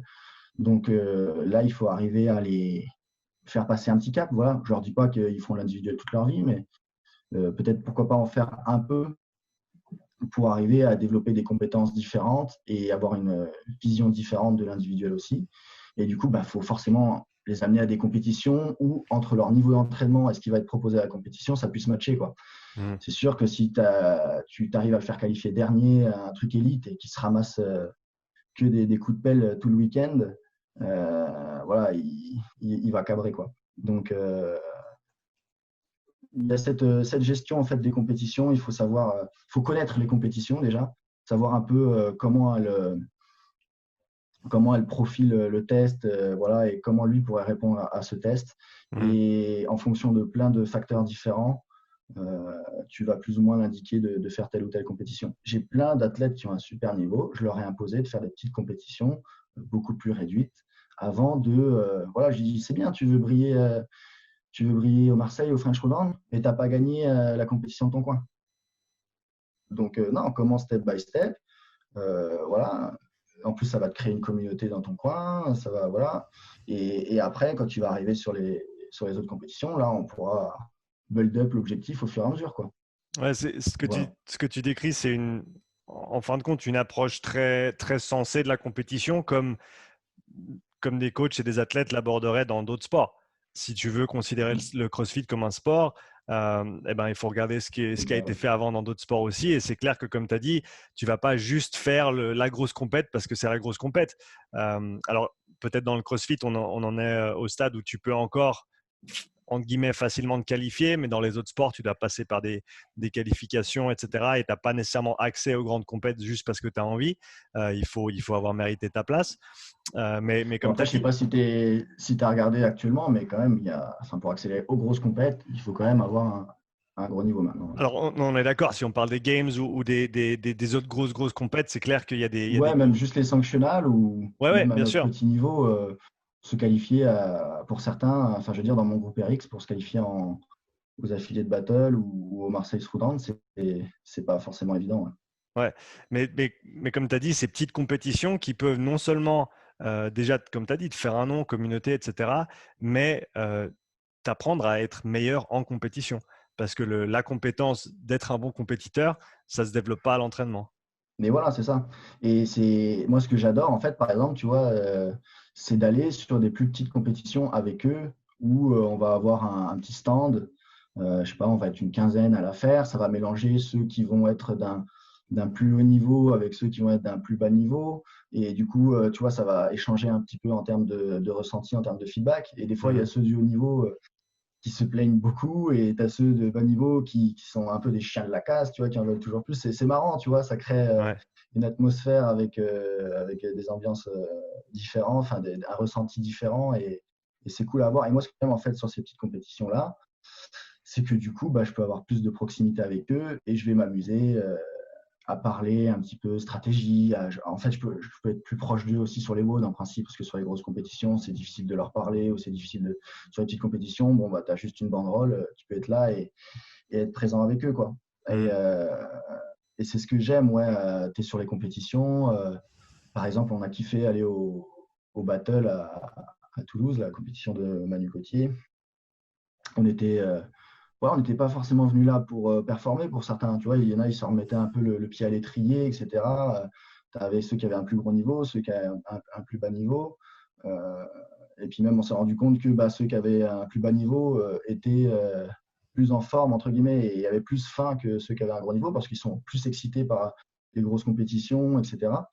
Et donc, non, avant de vouloir performer sur ta grosse compétition, si tu ne sais pas me gérer la stratégie d'un WOD sur une plus petite compétition, pourquoi tu veux aller sur la grosse? Tu vois, par exemple, sur les battles, c'était des compétitions à 3. Gestion stratégique, etc. Il y a encore vraiment du boulot, quoi. C'est, je veux dire, quand tu vois certaines équipes, c'est quand même beaucoup plus mécanique. Alors, en plus, ils ne s'entraînent pas forcément tous ensemble. Donc, il y a quand même des choses à gérer. Il faut établir un leader. Il faut leur apprendre à devenir plus autonomes sur comprendre la nature des WOD, qu'est-ce qui va être le facteur limitant, quelles sont les forces et les limites de chaque athlète de la team. Voilà, pour certains, je leur fais marquer sur le bras la stratégie, un peu à la prison break. Tu vois. L'autre, il est devant et est marqué dans le dos. Ok, alors toi, tu passes en A, moi, je passe en. Non, mais c'est pas aussi prononcé. Ça, c'est tout moi en compétition. À chaque fois, je marque tout. Mais voilà, en gros, maîtrise des plus petites compétitions, apprends à gérer tes WOD, apprends à gérer tes émotions aussi à travers ça, parce que c'est important tu t'entraînes à la salle, c'est bien, tu n'as pas de juge, etc. Tu t'entraînes à la compétition, il y a un juge, il te met une rep et tu sors du WOD. Ben non. Non, c'est tout. Mais et entraîne-toi à l'entraînement. De faire tes WOD et de te mettre tes propres no-reps et ainsi de suite. Et ça, tu peux vraiment le faire qu'à partir du moment où tu as eu la contrainte de la compétition. Et voilà. Donc, ça a toute cette importance-là. Ça a créé une proximité. Je veux dire, quand tu es au French Rodent, c'est beaucoup plus dur d'arriver à se retrouver. Un tel est là, l'autre à l'autre bout. Quand tu vas sur les plus petites compétitions, en instant, on est tous ensemble, on a plus de proximité. Et ça, c'est ça qui est cool. Et tu le vois même maintenant avec et ça se faisait certainement déjà avant, mais tu le vois maintenant de manière publique, annoncée. Tu as par exemple Training Think Tank qui met en place des camps de préparation de compétition pour ses compétiteurs où ils font vraiment un format compétition. À telle heure, il y a un WOD, tu as un juge et tu vas avoir des no-reps et tu vas devoir te faire à ces choses-là et aux inconnus, à la pression, etc., qui te mettent vraiment dans le bain pour ensuite être prêt pour ta compète, quoi. C'est ça. Voilà, j'ai des athlètes, je sais très bien, sur des qualifieurs, tout ça, ils vont être très forts, mais il y a toute une atmosphère différente en compétition. En fait, en compétition, si tu as 2 ou 3 jours de compétition, tu es obligé aussi de gérer certaines choses en fonction de ce qu'il y a à venir, quoi. Tu ne peux pas te mettre forcément minable sur un WOD, sachant que, je veux dire, on a tous des points faibles. Par exemple, quelqu'un qui n'a pas du tout de capacité de travail ou sur des dorsaux, il va y avoir un WOD, il va tenter des stratégies avec que des trucs unbroken, ou voilà, il va se pulvériser. Le lendemain, il va y avoir un autre WOD où il y a un peu ce pattern-là aussi, il va plus rien faire, quoi. Et pour moi, en fait, c'est là que j'aime bien la compétition. C'est que je reconnais vraiment l'âme du compétiteur le dernier jour, l'avant ou le dernier WOD. Voilà. Et c'est là où je vois, et je leur dis justement, le CrossFit, les gars, c'est pas une histoire avant d'avoir des qualités génétiques, tout ça. Enfin, je veux dire, pas à notre niveau. C'est vraiment ce qui va faire la différence, c'est d'être un chien de la casse. Voilà, c'est tout. C'est qui va pas lâcher le morceau, quoi. Qui va aller l'avant-dernier jour, le dernier jour, pardon, avant-dernier WOD ou dernier WOD, par exemple en demi-finale ou en finale, encore réfléchir à sa stratégie, encore s'échauffer, parce que sur les derniers WOD, tu n'as personne qui s'échauffe, quoi. Alors certes, tu peux me dire que ça prend plus d'énergie, etc. Mais par expérience avec certains athlètes ou voilà, le fait de se préparer encore, de sortir un peu de sa zone de confort à l'échauffement, d'aller piquer un petit peu ton ego à ce moment-là, tu réagis quand même différemment derrière quand tu vas sur ton WOD. Et ceux qui sont capables de faire ça et d'être encore agressifs, bah, ils vont battre des fois certains qui ont beaucoup plus de talent qu'eux, quoi. Et ça reste une qualité que j'adore vraiment chez les athlètes. Et moi, en fait, ce que je fais, bah, surtout en ce moment, hein, avec le Covid et tout ça, c'est que je crée un peu des fausses compétitions, quoi, par exemple. Voilà, je fais des cycles parce que comme moi, mon but, c'est de piquer qu'à un certain moment de l'année, forcément, ça va faire une période de latence un petit peu trop longue, des fois, pour avoir ce stimuli-là. Et du coup, bah, comme j'avais fait, je ne sais pas si tu as vu sur mon Instagram Viking, bah, j'avais créé des WOD où j'avais ouvert un peu aussi aux autres. J'avais dit, pas que les Vikings qui peuvent le faire, etc. Et du coup, ça crée déjà cette stimulation et c'est important du coup derrière pour arriver à optimiser ce que tu sais faire, quoi. Est-ce que tu peux parler de l'évolution du format et du contenu des compétitions CrossFit depuis que tu en as fait partie jusqu'à aujourd'hui et où tu vois les compétitions CrossFit partir dans l'avenir? Après, je trouve que ce qui est cool déjà, c'est que en fait, le test est cool quand celui qui programme déjà a une idée de son Batman. Ça, c'est important parce que des fois, on ne comprend pas bien le message. Qu'est-ce que tu veux dire par là? Bah, je veux dire, tu es obligé quand tu programmes une compétition. Moi, j'ai programmé. Alors, on faisait la petite open the box, tu vois, localement, à Limoges, toutes les années depuis 2015. Et moi, j'avais toujours une idée en fait de mon Batman, c'est-à-dire celui qui, en fait, je faisais une liste des qualités que devrait avoir la personne pour gagner cette compétition. Et dans cette liste-là, j'essaye d'inclure le plus de variété possible, quoi. Voilà. Donc, des fois, quand je vois, par exemple, que la partie cardio, ils vont te mettre, je sais pas, admettons, tu as une compétition où tu as beaucoup de barbell cycling ou des trucs comme ça. Et après, ils disent, ouais, mais regardez, on a fait aussi une partie un peu plus longue, un WOD de, par exemple, plus de 15 minutes, parce que bon, tu n'as jamais quasiment plus de 20 maintenant. Mais et ils vont te mettre du rameur. Je leur dis, ouais, mais les gars, mais rameur à la base, il faut quand même être puissant pour faire du rameur. Je veux dire, c'est bien sûr que c'est pas très dur, mais le gars qui fait 100 plombes, tu le mets sur un rameur comparé à un chat maigre qui n'arrivait pas à faire qui était en difficulté avec le barbell cycling, il va pas non plus faire la différence sur un rameur. Donc, en fait, le mec qui fait 100 plombes, tu le mets jamais en difficulté, quoi. Par contre, va lui mettre du run et là, il va commencer un peu à saigner du nez, quoi. Voilà, donc c'est important je trouve que toutes les petites variétés que tu vas mettre dans la compétition, ça peut vraiment faire une différence, quoi. Je veux dire, le mec qui met des lunges, entre le fait qu'ils mettent des lunges juste avec un bras overhead ou qu'ils mettent un peu à style régional, ou voilà, tu peux avoir une grosse différence, parce que là, tu peux te pencher un peu. Là, tu es obligé vraiment d'avoir une mobilité d'épaule différente, quoi. Voilà, il y a plein de petites subtilités, des fois, qui ne sont pas forcément poussées à l'extrême. Alors, je ne dis pas qu'il faut que ça devienne mathématique non plus, mais il faut bien prendre en compte tous les aspects et essayer d'avoir ce Batman à la base pour faire un test qui ressemble. Voilà. Et ce que j'aimerais aussi, c'est important qu'il y ait beaucoup de monde qui participe aux compétitions. Ça, c'est clair et net. Mais après, des fois, c'est un peu au détriment de ce que tu es capable de proposer le jour J, parce qu'il faut gérer juste les vagues, quoi. Et ça manque bien souvent sur les compétitions d'un WOD un peu plus long, mais type CrossFit, pas juste aller faire swim and run. Vraiment d'un Metcon, tu sais, où c'est ça que j'aime bien. Il y en avait eu un au French, il me semble, c'était les élites, ils avaient eu un WOD avec des strict pull-up, des thrusters à double kettlebell et des burpees over ce kettlebell. Et en fait, le WOD, tu les regardais et ils ne savaient pas trop comment se gérer, tu vois, parce que c'était à la fois long et dégueulasse. Tu te rappelles du format ou de la longueur? Je crois que c'était, je vais dire des bêtises, donc ça va pas me plaire, mais ça devait être un AMRAP de 15 minutes ou quelque chose comme ça. Ou c'était pas si long que ça, mais en fait suffisamment long avec ces mouvements-là pour casser le rythme en fait. Mm. Sans être non plus, tu vois, enfin je veux dire, c'était pas des mouvements de ouf, quoi. Ça restait des double KB thrusters, des burpees et des strict pull-up, quoi. Mm. C'était pas la folie non plus, quoi. Mais en fait, ce qui était cool dans ce WOD, c'était que les mecs se regardaient un peu, tu vois. C'était, t'avançais tes kettle et ils étaient comme ça. Putain, lui, il en fait encore plus. Oh ouais, il va falloir que j'y aille alors. Tu vois, c'est ce genre de WOD des fois qui manque un peu, je trouve, dans les compétitions où tu as Qui vraiment. sortent un peu de l'ordinaire, quoi, Ouais, voilà, tu sais, que t'as c'est pas pas vu, revu et ouais.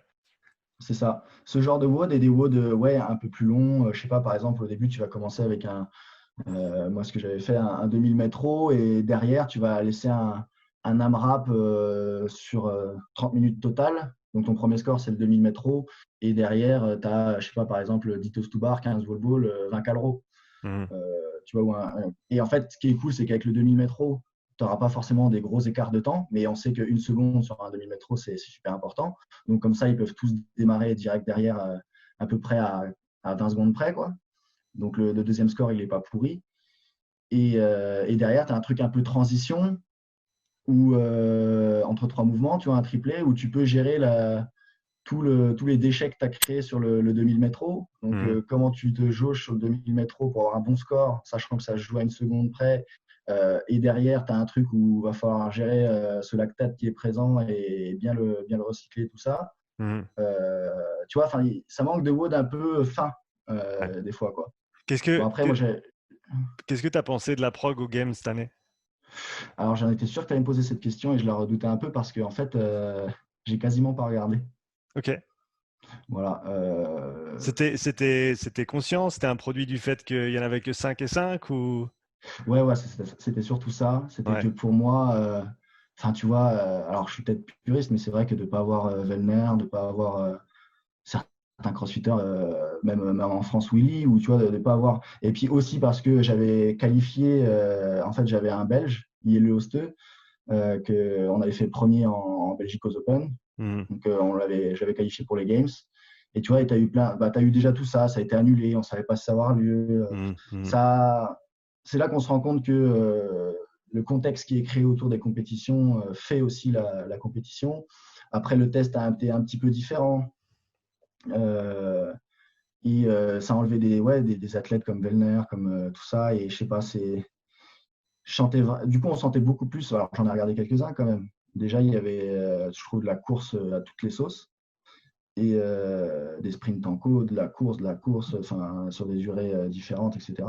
Mm. Et après, on sentait beaucoup notamment Matt Fraser, c'est sûr, mais tu sais, ça se regardait un peu, quoi. Tu vois, je veux dire, quand tu fais un WOD et que tu sais pas qui va passer, enfin, quel score va être fait dans la vague d'après, tu Ouais. es obligé de te suicider un peu, quoi. Ouais. T'as un double tranchant, quoi. Je me conserve un peu, mais après, il va y avoir des autres personnes. Et du coup, ça fait des scores plus élevés déjà de base.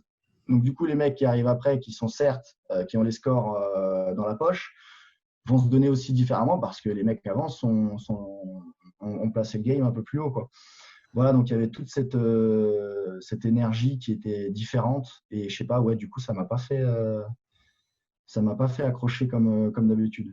Non, je suis d'accord avec toi. Le fait de ne pas avoir 40 compétiteurs pour challenger les meilleurs et vraiment mettre des bâtons dans les roues et où on peut vraiment voir ce qui se passe là avec 5. Autant, oui, c'était entre guillemets les 5 meilleurs par rapport aux tests qu'ils avaient décidé dans la phase 1. Mais et après, il peut y avoir une. Ça, tu les as regardés un petit peu plus que les games, la phase 1 et c'était quoi les 7 watts qu'ils avaient dû faire? Yes, alors j'étais vraiment, tu sais, c'était la période où j'étais vraiment occupé, donc Mhm. je les ai regardés un peu de loin. Mhm. Euh, Après, je trouve qu'il y avait pas mal enfin, un peu de puissance endurance, de force endurance un peu plus élevée. Ça ressemblait un peu à un test régional, mais sans être un test régional, quoi. Mhm. C'était, je pense que enfin, moi, je suis quand même un peu, ça me manque un peu les régionales quand même, hein. Ouais. Ouais, je trouve que ça manque vraiment au CrossFit. Alors après, il faut prendre le temps, hein, parce que, je veux dire, les sanctionnals, les régionales nous manquent, mais les sanctionnels sont seulement en train de prendre le relais. Voilà, ils ont commencé à avoir des rulebooks, ils commencent à être plus cadrés autour de ça.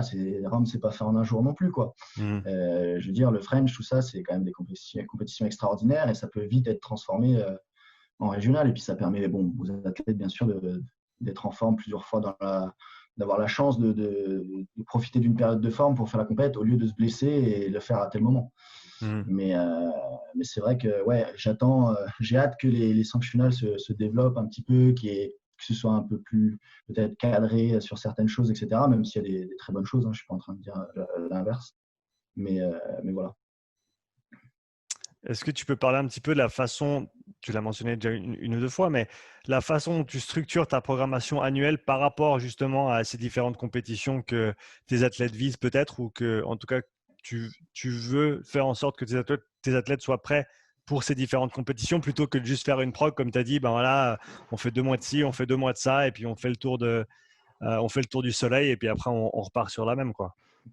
On fait le tour du soleil, ouais. Euh, alors, ça, c'est comment tu me poses la question, en gros, comment tu construis l'année, comment tu Mhm. construis le plan de match. Mhm. La toute base, déjà, je pense qu'il y a pas mal d'étudiants ou de coachs ou, voilà, qui nous écouteront sûrement. Donc, ça commence par une grosse analyse de l'activité. Sinon, le CrossFit, ça devient vite une salade niçoise. Franchement, tu peux perdre la partie plaisir en programmant si tu ne sais pas où tu vas. Mhm. Euh, donc, pour moi, en fait, le CrossFit, j'aime bien dire qu'en fait, le mouvement est roi et l'énergétique est reine. Le but de l'énergétique, ça va être de nourrir le mouvement et le but du mouvement, d'interférer le moins possible sur l'énergétique. Voilà, c'est un peu mon credo. Du coup, on comprend quand même assez rapidement l'intérêt de faire de la puissance, de la force, de la technique, de développer l'intelligence motrice des athlètes, c'est-à-dire pas juste, faut savoir avoir une technique et la modifier en fonction de ce qui est demandé, et aussi être capable de s'adapter au cours d'un WOD en fonction des différents combos qui sont proposés. Je sais pas, par exemple, tu vas avoir des thrusters avec du rameur. Le rameur, tu vas le faire beaucoup plus en hinge que ce que tu as l'habitude de faire, quoi, pour éviter de stimuler encore les quadris sur ce mouvement. Donc, le défi du CrossFit, en fait, c'est déjà ils ont créé un test de conditionnement physique avec des mouvements intenses. Voilà, donc ça reste quand même à la base un paradoxe, quoi. Ça peut vite être compliqué, quoi. Il y a beaucoup de modalités. Donc, à partir de là, il faut déjà que tu gères la base. Ce sont les paramètres de l'entraînement, les différents curseurs, donc intensité, volume, fréquence. L'intensité, il faut savoir quand la mettre et surtout savoir faire de l'intensité relative, vu tous les domaines qu'il y a à travailler. Si tu commences à mettre une intensité forte sur chaque truc, ça va être problématique. Et en principe, tu as un échantillon d'athlètes qui aiment le CrossFit, encore une fois, parce qu'ils aiment le challenge. Et du coup, s'il n'y a pas un minimum d'intensité, ils ne vont pas forcément adhérer au truc, ils ne vont pas prendre de plaisir. Donc, c'est à nous de trouver en fait une espèce d'intensité relative pour juste un peu les fatiguer et que ça arrive progressivement plutôt que bam, que ça leur tombe d'un coup comme ça sur la tête, Mhm. même si c'est ce qu'ils aiment. Et voilà. Alors moi, j'ai des Vikings, moi, hein. Après le volume, le volume, tu sais forcément que dans un sport où il y a autant de modalités, ça peut vite être problématique aussi, plutôt au niveau des interférences que ça peut créer. Forcément, si tu commences à mettre du volume sur la gym avec pas mal de trucs overhead, je sais pas, tu vas leur mettre du handstand ball, des trucs comme ça va fatiguer tous les petits muscles après autour de l'épaule, et derrière l'après-midi, tu leur mets des réceptions en squat snatch assez lourdes. Voilà, faut pas t'étonner s'ils commencent à se blesser, quoi. Mhm. Après, tu as la fréquence. Et moi, la fréquence, c'est vraiment un des paramètres que je trouve qu'il faut arriver à gérer le mieux possible. Ça va être un peu l'élément clé, quoi. Parce que si tu mets trop de fréquence sur un truc avec un peu de volume, tu vas délaisser forcément trop de choses. Et le compromis, ce serait d'arriver à mettre assez de fréquence avec un assez bas volume, mais il faut que la mayonnaise elle prenne tout de suite. Parce que tu as des athlètes, c'est pas en 3 séries qui vont arriver à travailler leur pattern et à développer des sensations qui seront pérennes, quoi. Donc ça, c'est là où on parlera après, si tu veux, du profiling, où ça peut être important. Voilà. Mais pour arriver à gérer mieux ces paramètres le mieux possible, ces différents curseurs, c'est là qu'en fait, tu te rends compte qu'en CrossFit, ce qui est le plus important quand tu es programmateur, c'est le macrocycle, quoi. C'est vraiment, c'est d'ailleurs pour ça que c'est très dur, je trouve, de programmer à plusieurs. C'est parce que tout va être imbriqué sur le reste. Donc, c'est le plus important pour moi, c'est vraiment d'arriver déjà à avoir des bonnes thématiques, de mettre des bonnes fréquences sur telle modalité de pratique en fonction de la période de la saison, pour arriver à faire progresser la majorité des athlètes. Voilà.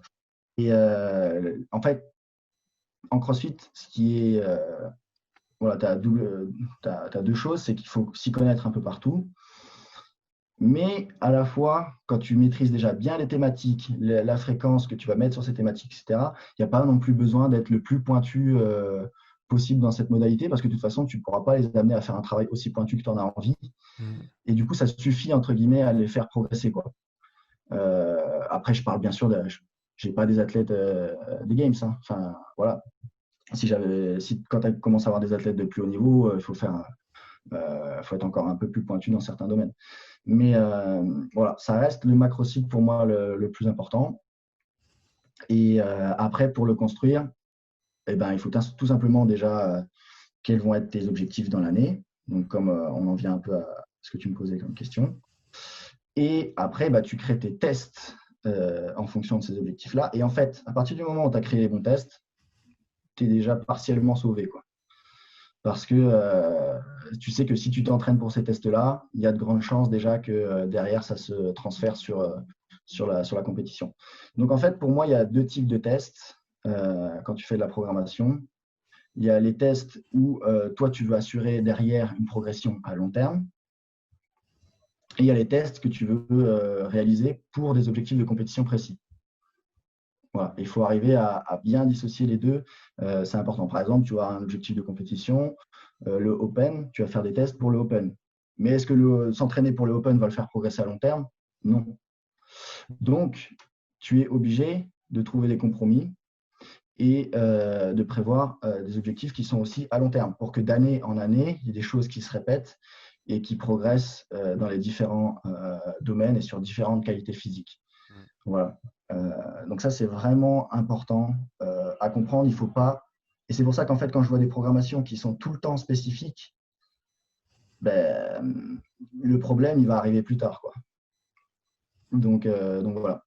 Là, par exemple, tu vois, tu vas avoir la période de off-season qui va vraiment être très importante en CrossFit, qu'on pourrait appeler aussi préparation physique plus ou moins générale, quoi. Bon, même si nous, en tant que crossfitter, on pourrait encore plus pousser ça, aller chercher encore plus dans d'autres activités. Je sais pas, tu vois, j'imagine que certains athlètes, boum, ils arrêtent un certain temps, ils entretiennent juste ce qu'il faut, ils vont aller faire de l'escalade, ils vont aller faire d'autres sports, etc. Bon, c'est vrai qu'en CrossFit, c'est un peu ce que Matt fait, non? Après ces games, il y a quelques semaines où il fait littéralement pas de CrossFit. Ouais, j'ai vu qu'il allait manger des bons gros panini aussi. Mais voilà, il profite, il voyage, il se fait plaisir. Ouais, non, ouais. Mais comme tu as dit, l'importance aussi de changer un petit peu d'air, surtout si tu es la tête dans le guidon la majorité de l'année Voilà. pour être bon en compète, etc. Quoi. C'est ça, et je suppose que tu en as parlé aussi avec Olivier Boyer. C'est comme ça que ça se prononce, hein, il me semble. C'est ça, ouais. Ouais, et qui lui, j'avais déjà écouté des podcasts qui invitaient vraiment les athlètes à limite sortir un petit peu de leur motricité habituelle pour pouvoir l'intégrer plus tard dans la motricité spécifique, comme développer quelque chose d'absolu en fait dans la motricité. Ouais. Et moi, c'est ce que j'essaye plus ou moins d'intégrer dans mes programmations. Donc, tu as la partie off-season, où en fait, si tu veux, la off-season, moi, je les vois plus comme des footballeurs américains que j'essaie de garder conditionnés. Voilà, j'ai ma petite image, je m'imagine à l'université de Montréal, là, tu sais, il y avait le Sepsum, ça s'appelle. Ouais. Et je coachais là-bas à un moment. c'était là, en gros la salle de la fac, sauf que c'est les Champs-Élysées, le truc, c'est vraiment grand, quoi. Ouais. Et tu avais beaucoup, forcément, de mecs qui faisaient du football US, hein, même au Canada, c'est très développé. Je veux dire, tu as autant de mecs qui vont voir un match en deuxième division de foot en France, de soccer, hein, en France, que de mecs qui vont voir un match de football américain de la fac au Canada, par exemple. Ouais, ouais. Voilà. Donc ça, c'était vraiment génial. Et du coup, il y avait pas mal de cet échantillon-là. Moi, j'aimais vraiment bien comme il s'entraînait, tu vois, un peu en mode Joe DeFranco, tout ça, tu vois, Ouais. j'aimais vraiment ça. Et du coup, c'est l'idée un peu que je me fais quand je fais ce genre de off-season. Euh, je veux créer de la force sur les patterns moteurs. Voilà, bon, deadlift, le squat, le press, pull, etc. Je veux, paradoxalement, créer de la puissance-vitesse, des efforts plus balistiques, l'explosivité. Mhm. Et c'est là, c'est là que ça devient très compliqué chez les crossfitters, quoi. Parce qu'il faut arriver à trouver le bon compromis. En fait, tu peux pas trop sortir de ce qui se fait dans le CrossFit lui-même, parce que il n'y a pas forcément beaucoup de CrossFitters qui sont passés par autre chose, qui sont anciens sportifs de haut niveau avec des prépas qui leur ont fait goûter autre chose. Et du coup, moi, à distance, c'est très compliqué, même si j'essaie de faire de mon mieux possible, de leur faire comprendre l'intérêt et de leur faire bien faire surtout, parce que bon, Mhm. on comprend l'intérêt quand tu fais un Zoom, tu expliques, etc. Mais par exemple, tu vois, moi, j'avais fait des workshops avec Lisandro Araneda, par exemple. Je ne sais pas si tu connais. Non, C'est je connais pas. un prépa canadien Ok. qui est assez déjanté. Enfin, si tu as l'occasion d'aller à un de ces workshops, en fait, tu assisteras du côté au prépa physique et de l'autre côté à l'artiste. Voilà, tu as vraiment les deux. Voilà, il va te sortir des phrases du genre: moi, je me considérais athlète élite à partir de 7 ans.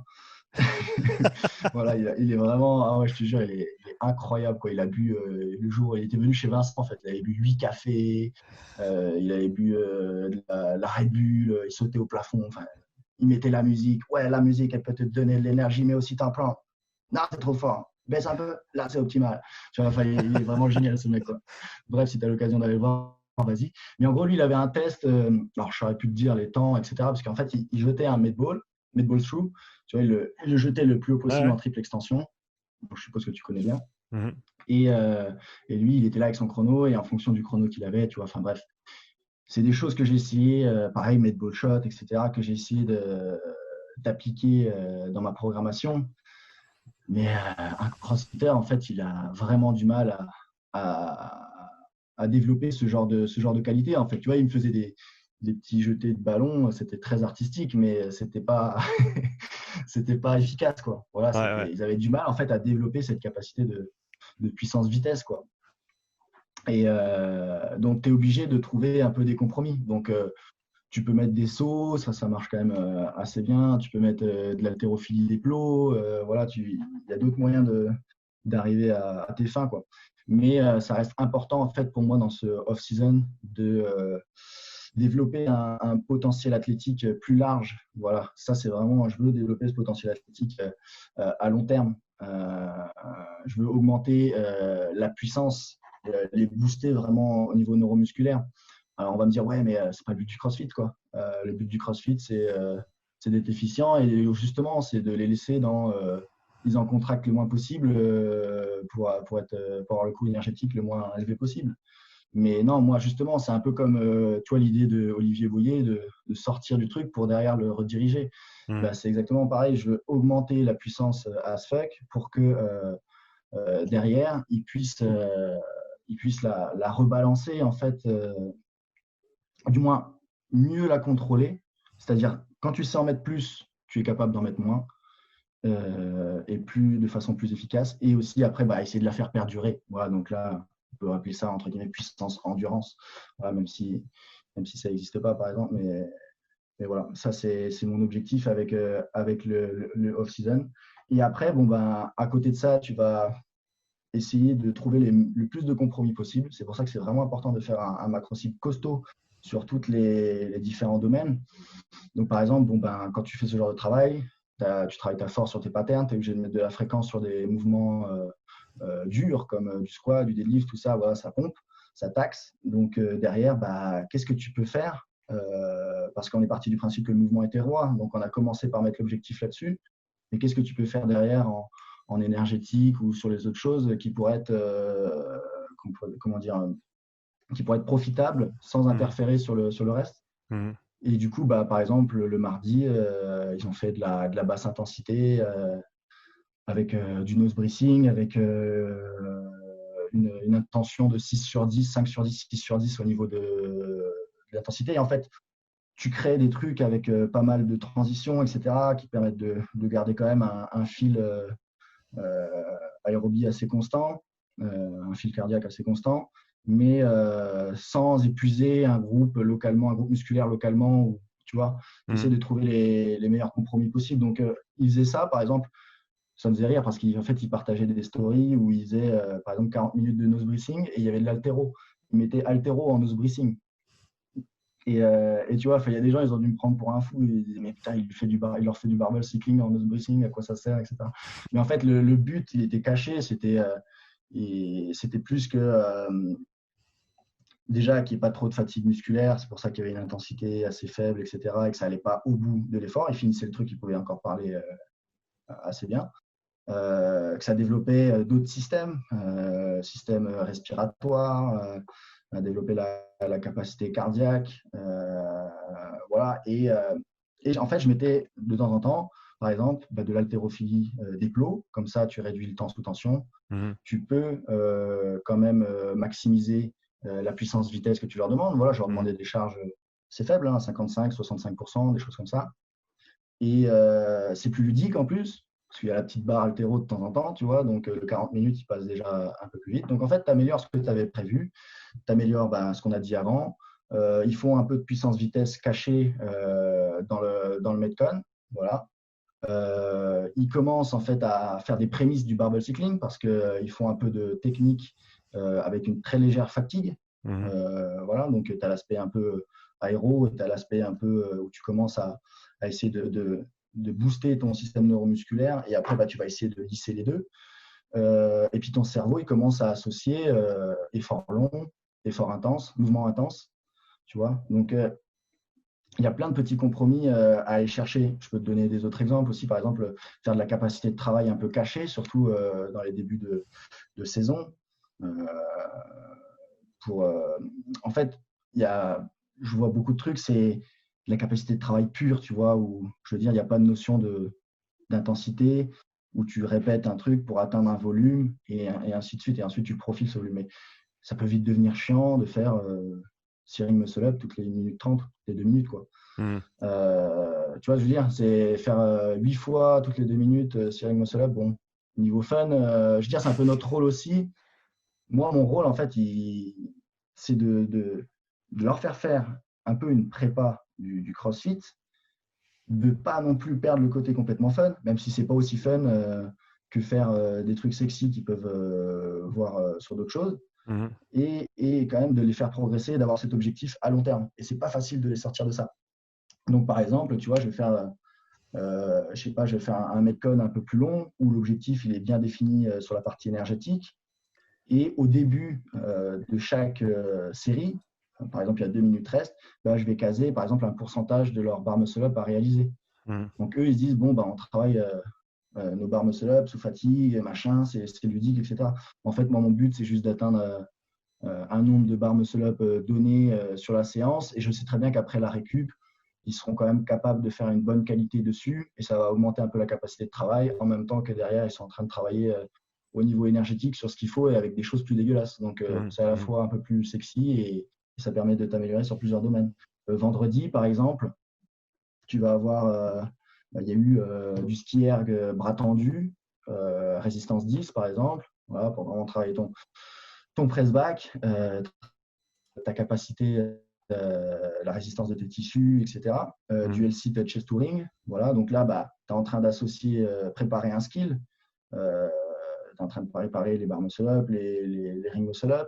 Tu es en train de travailler sur des intensités plus basses et du coup, il peut accumuler plus de volume. Derrière, tu leur mets en même temps des sauts, par exemple, et des hang power clean. Donc, en fait, lui, il y a plein de messages différents que le corps va retenir. Tu vas travailler un peu ta ta puissance-vitesse avec l'haltéro en hand power clean et tes sauts, etc., du balistique. Tu vas travailler ta capacité un peu au niveau du haut du corps. Et en plus, ton corps, il va commencer à associer plusieurs patterns différents sur un même corps de séance. Par exemple, je sais pas, un EMOM 12 minutes. Et du coup, il va commencer à installer une certaine notion de coordination aussi, d'intelligence motrice pour s'adapter à tout ça. Voilà, tu vois, donc c'est ça mon rôle. C'est vraiment d'essayer de trouver les meilleurs compromis possibles. Et à côté de ça, donc tout ça, tu es dans la phase en fait où tu prépares ces objectifs à long terme, mais il ne faut pas oublier les objectifs de compétition. Donc c'est sûr que là, à l'heure actuelle, si je mets des Vikings sur un Metcon et je les affronte à d'autres personnes qui font plus de spécifiques, ils se prennent une raclée. Mais moi, mon but, c'est d'accepter des fois d'être à 70-80% sur ton spécifique pour booster d'autres paramètres et être à 90, 100, 105% de ton spécifique au moment voulu, quoi. Voilà. Et du coup, sur tes objectifs de compétition, comment je peux commencer à travailler sur mes objectifs de compétition sans, surtout au début de l'année où les objectifs à long terme, c'est là le plus important, sans interférer sur ces objectifs de long terme. Tu as plein de petites solutions à trouver. Et par exemple, les formats que tu as prévus pour faire progresser à long terme, tu peux commencer déjà à intégrer des combos ou des mouvements que tu peux retrouver sur la compétition. Voilà. Tu peux aussi caser, par exemple, je sais pas, là en ce moment, c'est off-season, c'est machin, on prévoit plus la performance à long terme. On va caser des EMOM avec des combos de patterns qui peuvent ressembler aux open. Je sais pas, tu vas faire des petits EMOM avec des thrusters et des tractions. Tu vas faire des EMOM avec des dumbbell snatch et des burpees. Voilà, ce genre de choses. Et sauf que tu fais des single arm dumbbell thrusters, tu fais peut-être des strict pull-up pour l'instant, parce qu'il y a beaucoup de fatigue. Par exemple, tu fais un cycle hypertrophie en même temps, tu ne vas pas faire des butterfly sur de la fatigue, sur des épaules fatiguées qui réagissent moins bien. Ça aussi, c'est dur à les faire comprendre. Ils sont toujours là, on en fait quand, pourquoi, comment. Et du coup, tu es déjà en train de préparer un peu ta coordination spécifique à l'objectif de compétition, mais sans casser. Tu n'es pas en train de casser, tu es en train de laisser toute la capacité de ton corps à encaisser du volume, à proposer du nerveux sur des objectifs qui sont bien définis à l'heure actuelle. Voilà. Donc, pour moi, si vous avez de la programmation à faire, vous avez deux choix. Soit vous pouvez faire des trucs un peu plus redondants, avec des petits objectifs, voilà, à court, moyen terme. Soit vous pouvez essayer de faire des programmations où vous avez, par exemple, 2 périodes ou quelque chose comme ça dans l'année, où vous essayez de piquer pour ces périodes-là. Et là, je vous souhaite quand même bon courage si vous n'avez pas installé un système un peu comme je l'ai fait, où tu essaies de contrôler les gens, de connaître un peu tous les gens, parce que du coup, il faut vraiment arriver à leur expliquer, déjà parce qu'ils ne sont pas tous issus de sport de haut niveau, ils n'ont pas tous eu l'habitude de piquer à un certain moment de l'année. Donc ça, il faut arriver à vraiment leur faire intégrer, leur faire comprendre le processus, pourquoi on en sort, pourquoi tu te sens moins bien à l'heure actuelle au niveau conditionnement, tu vois, et ça, c'est pas facile, surtout si tu ne contrôles pas ton échantillon. Voilà. Donc, il faut, en gros, voilà, c'est ça, c'est trouver le meilleur compromis et travailler certaines choses avec un objectif plus à long terme et d'autres qui vont répondre vraiment à l'objectif de compétition. Voilà. Et après, faut bien définir quelles seront tes périodes de forme et comment tu y vas avec le macrocycle et les mésocycles. Plus récemment, tu as publié une programmation spécifique squat. Pourquoi le squat? Pourquoi pas un muscle-up? Pourquoi pas une autre compétence physique? Pourquoi tu as choisi le squat? Et qu'est-ce que tu cherches à développer au travers de ce programme? Alors en fait, c'est vrai quand j'ai mentionné les services tout à l'heure, je n'ai pas parlé de l'extra programme. C'est un service en plus, comme je t'ai dit, j'essaie de répondre à une demande le mieux possible. Et voilà, il faut diversifier un petit peu ses offres. Après, ce que je trouve regrettable des fois dans les programmes, c'est que les gens sont vraiment livrés à eux-mêmes. Et moi, j'ai du mal, entre guillemets, avec ça. Donc, déjà, d'une part, sur la conception, j'ai essayé de créer quelque chose qui ressemble à la prestation de service que je propose.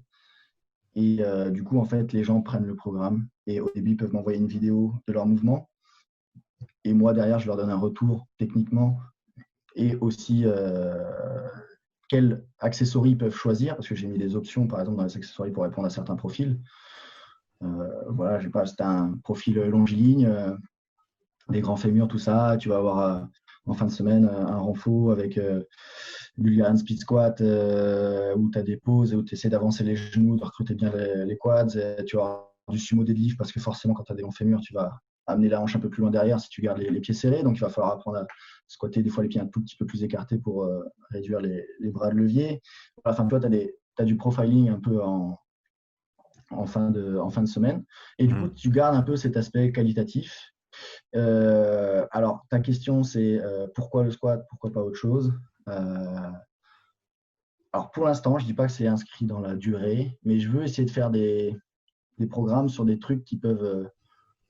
tu vois, j'ai du mal à faire un programme sur un ring muscle up, par exemple, parce que je sais que les gens qui vont prendre le programme sur le ring muscle up, ils ne le maîtrisent pas forcément encore. Donc, ils ont besoin d'un avis externe, ils ont besoin d'un coach. Ils ne peuvent pas juste… ou alors, il faudrait faire un truc vraiment long, progressif et ainsi de suite. Mais c'est dur de faire un programme tout seul, vraiment long et progressif. Donc, je voulais faire des programmes sur des choses qui soient faisables plus ou moins tout seul, pas sur du trop long terme. Parce que pour moi, si tu t'engages sur quelque chose à long terme, fais-le plutôt avec quelqu'un que tout seul. Et que du coup, ce soit profitable, quoi. Donc, faire des ring muscle up, apprendre à faire des ring muscle up, etc. Bah, viens faire le Viking Fakunesi gymnastique. Là, tu auras un suivi, tu auras quelque chose et sera semi-personnalisé. Et du coup, il y aura plus de chances que ça fonctionne.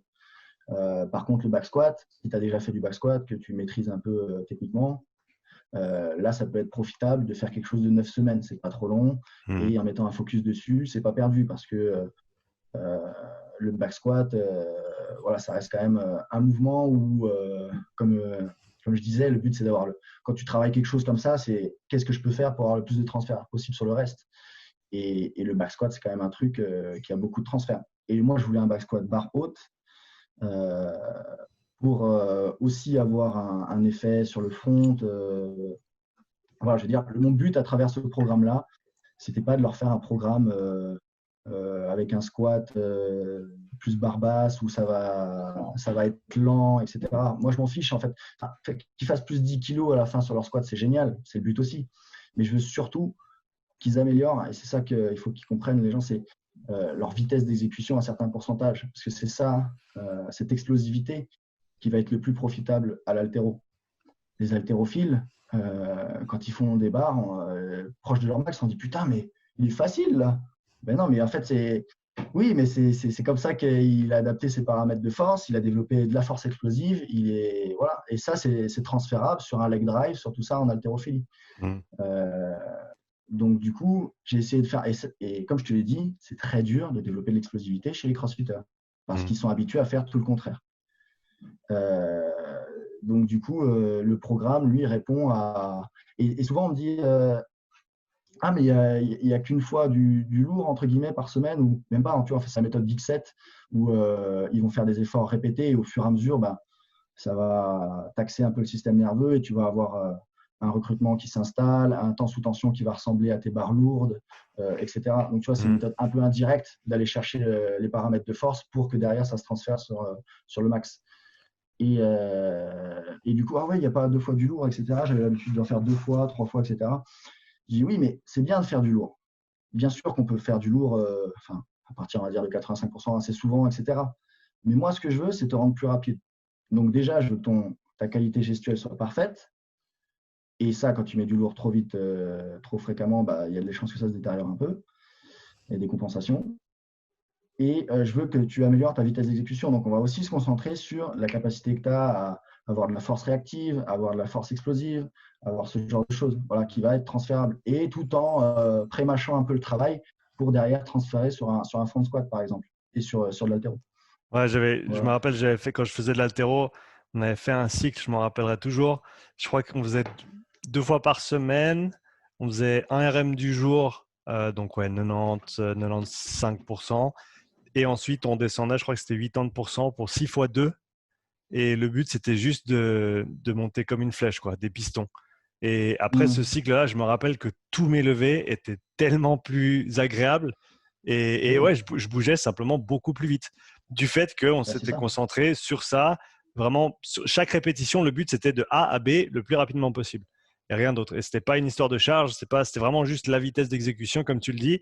Et je me rappelle, sur l'haltéro spécifiquement, ça avait eu un gros impact. Ben oui, parce que déjà en travaillant peut-être un peu plus léger au début, alors je dis pas forcément qu'il faut travailler tout le temps léger, mais tu vas pouvoir vraiment installer une mécanique qui va être bonne et qui va être transférable. Et après, cette vitesse d'exécution-là va te permettre aussi de ressembler un peu plus à ce que tu vas avoir besoin en haltéro.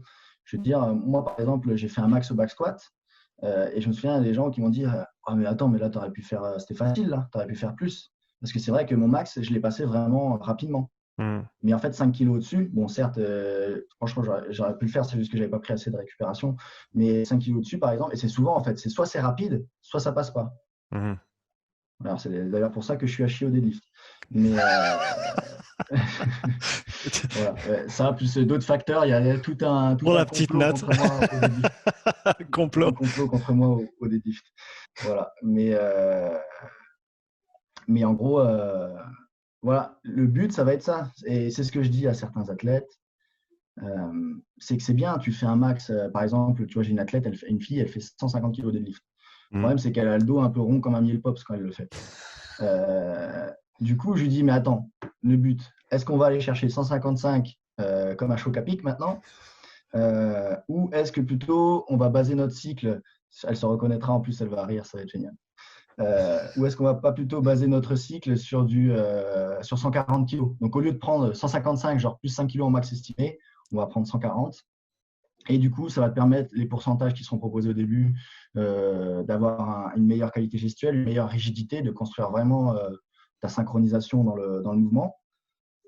Et derrière, bah, améliorer aussi ta vitesse d'exécution. Parce qu'à la base, en principe, ces gens-là, qui ont un gros max au deadlift, en principe, ils sont assez lents de base. Mhm. Ils ne sont pas forcément c'est pas les plus explosifs, hein, si du moins on caricature. Ils sont capables de créer de la force lente, donc forcément, on n'est pas capable de tout faire. Euh, et du coup, déjà, elle va augmenter un peu sa vitesse d'exécution, elle va augmenter sa rigidité. Il y aura plus de chances déjà que son deadlift soit transférable sur du barbell cycling de façon efficace. Voilà. Et c'est très compliqué. C'est pour ça aussi que j'ai fait un programme en misant sur l'explosivité, sur ce genre de choses. C'est très compliqué à des crossfitters de leur faire ça parce qu'il faut passer des fois par des systèmes de contraction différentes où voilà, ils n'ont pas l'habitude, ou il faut leur faire passer aussi par des pourcentages plus bas. Mhm. Et en fait, souvent, le crossfitter ne comprend peut-être pas, ne met pas l'intention qu'il faut à ces pourcentages plus faibles pour que ce soit transférable sur le lourd. C'est le problème qu'on rencontre toujours en faisant vraiment beaucoup de pourcentages techniques en haltérophilie.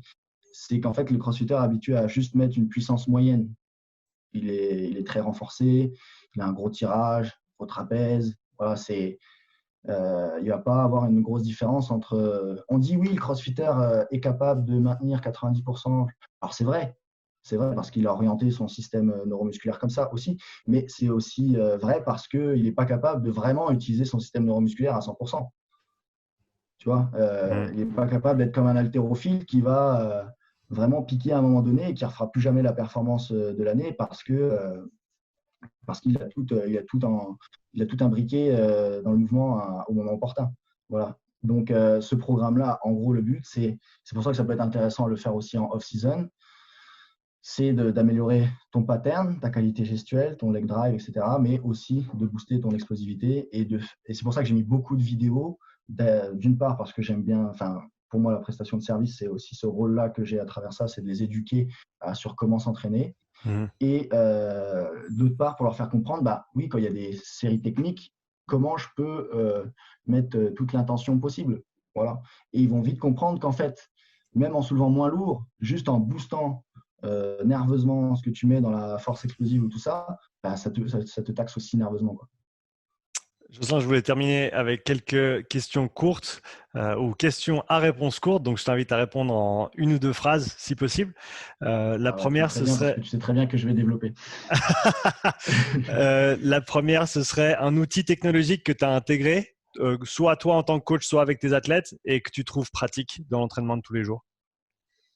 Il y en a pas vraiment parce que dans la programmation à distance, c'est quand même compliqué de demander des choses aux gens. Donc, du coup, je vais plus créer des tests avec des pourcentages à travailler en fonction de ces tests-là, des tests Mhm. spécifiques à nos objectifs. Et du coup, en termes d'outils, euh, j'en utilise pas vraiment, non. Ok. Et peut-être toi, dans ton coaching de tous les jours, quand tu es avec quelqu'un en personne, est-ce qu'il y a de ce côté-là des outils que tu mets en place?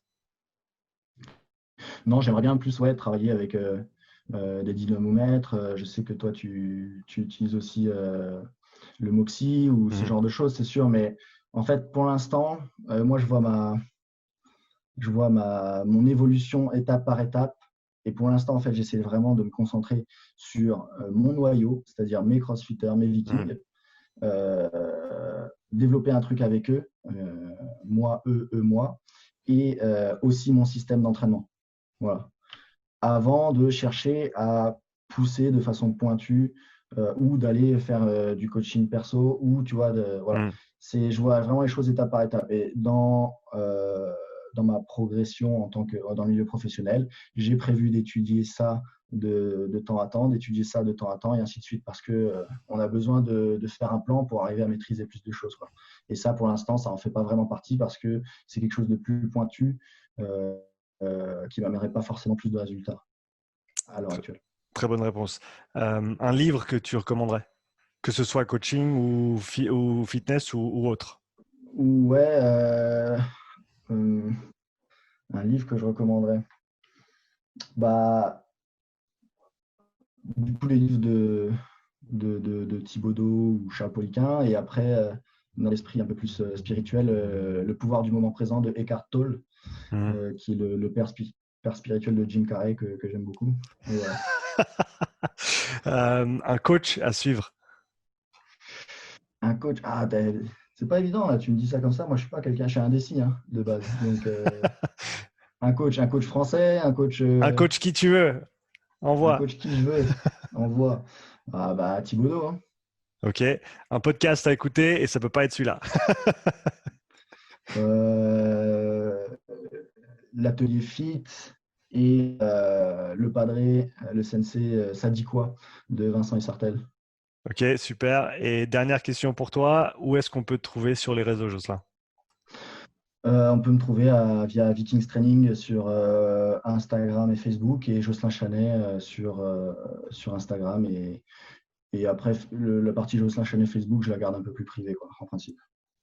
En tout cas, merci beaucoup pour ton temps aujourd'hui. Merci d'avoir partagé toutes tes expériences et tout ton savoir avec nous.